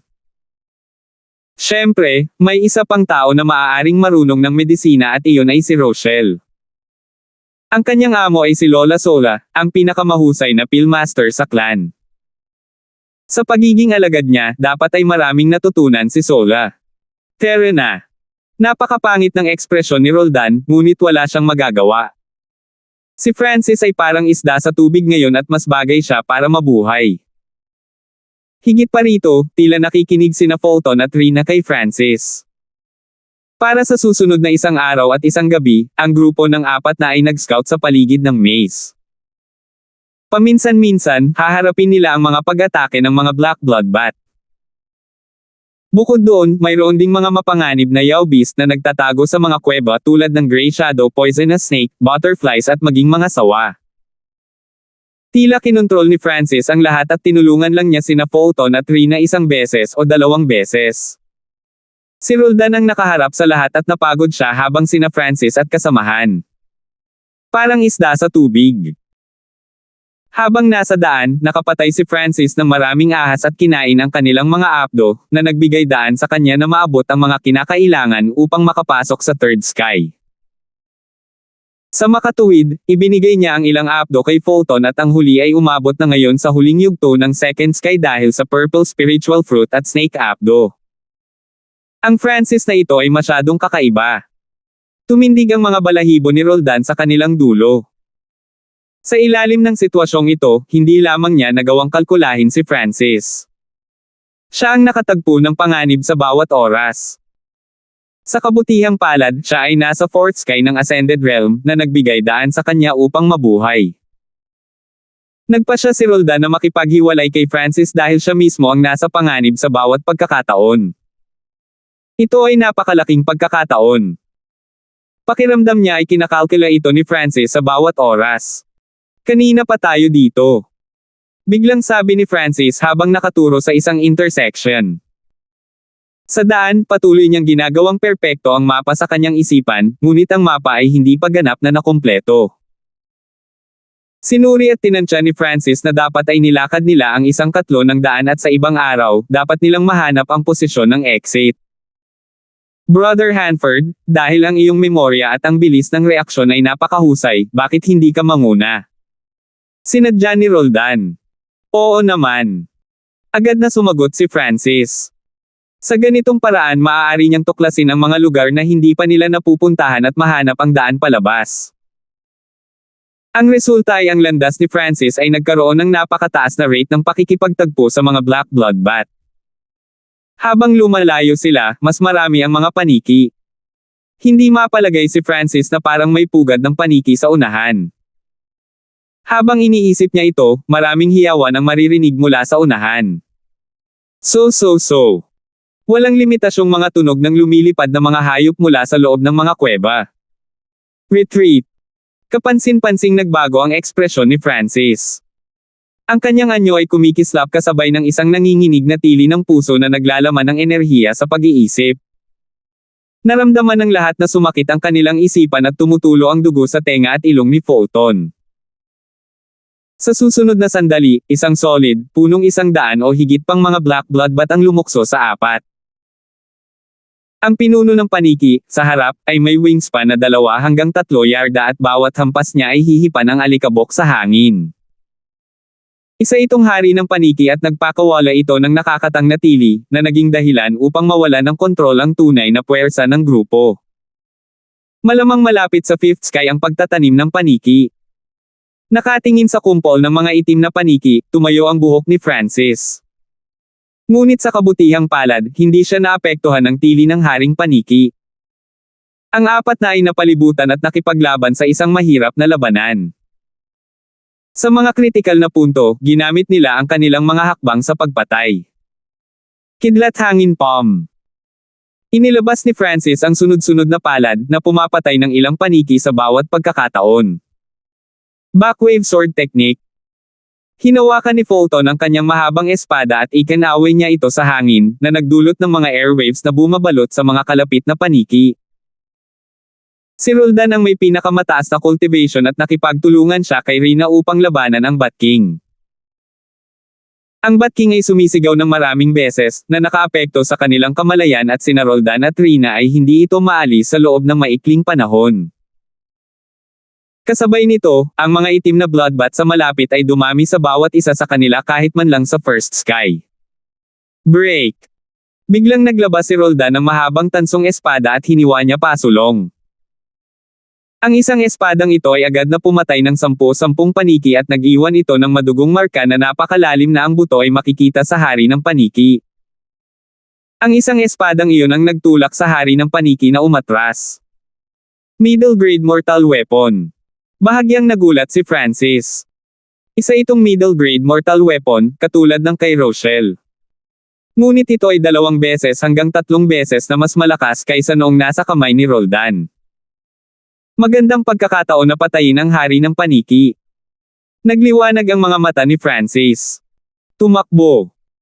Gayunpaman, biglang tumalikod si Roldan at humiwa ng husto patungo sa isa sa mga labasan bago tumungo sa direksyong iyon. Tumakbo. Nagulat si Roldan kay Francis dahil kung magtatagal ng kaunti sina Roldan at Rina, maaari nilang patayin ang Bat King. Ngunit hindi alam ni Francis na gustong iwan ni Roldan si Francis. Tumakbo ng hiwalay. Sa pagharap sa napakaraming paniki, hindi nagtagal ay nakapagdesisyon si Francis. Nagkataon na maraming daanan dito. Si Roldan ay pumili ng isa, habang si Rina ay pumili ng isa pa. Dahil naalala ni Fulton ang sinabi ni Francis, iisang landas ang tinahak ng dalawa. Si Roldan at Rina ay parehong mga disipulo ng Elder at ng Clan Master, ibig sabihin, pareho silang may sarili nilang mga nakatagong trick. Nag-iisip si Francis at hindi niya tinawagan si Rina. Hindi nagtagal ay nahati ang grupo ng mga paniki sa 3 at ang hari ng paniki ay sisingilin si Roldan. 2 iba pang paniki sa third sky ng Ascended Realm ang parehong nanguna sa isang kumpol ng mga paniki at sinundan si Rina. Sina Francis at Fulton ay hindi pinalad. May kabuuang 4 na paniki sa third sky na nangunguna sa isang sangkawan ng mga black bloodbath na sumusunod sa 2 dahil mas maraming tao dito. Damat! Napakamalas! Nagmura si Francis nang mapagtanto niyang dead end ang daanan sa harap. Ang mga paniki na sumusunod sa kanila ay 70 hanggang 80 ang bilang kasama ang 4 na pinuno sa third sky ng Ascended Realm. Kuya Hanford, huwag kang mag-alala sa akin. Ipaglaban mo ang iyong paraan. Naunawaan ni Fulton na si Francis ay mas malakas kaysa sa kanya at hanggat hindi nakilala ng huli ang haring paniki ay makakatakas siya. Walang pagkakataon. Tumayo si Francis sa kinaroroonan niya at umiling. Sunod-sunod na tumili ang 70 hanggang 80 black bloodbath na nagpapadala ng mga alon ng sonic wave na bumalot sa 2 ng mental energy. Ang sama-samang hiyawan ay hindi man lang maharangan ng mga magsasaka sa fourth sky ng Ascended Realm. Flop!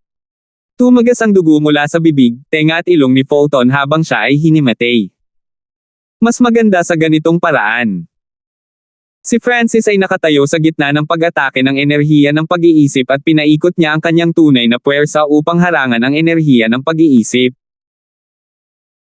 Sa loob ng dimensyon ng kanyang kaliwang mata, ang Azure Light ay umabot sa 2 foot 2 inches at patuloy itong sumisipsip ng mental energy mula sa pag-atake. Dahan daw ang tinanggal ni Francis ang kanyang eye patch habang ang kanyang buhok ay umaalog-alog sa hangin. Pagpatay sa enerhiya ng isip. Isang matalim na Azure na mata na naglalabas ng isang sinaunang aura ang lumitaw, na parang ito ang Panginoon ng kadiliman. Salamat po at sinamahan ninyo ako, ingat lagi mga master.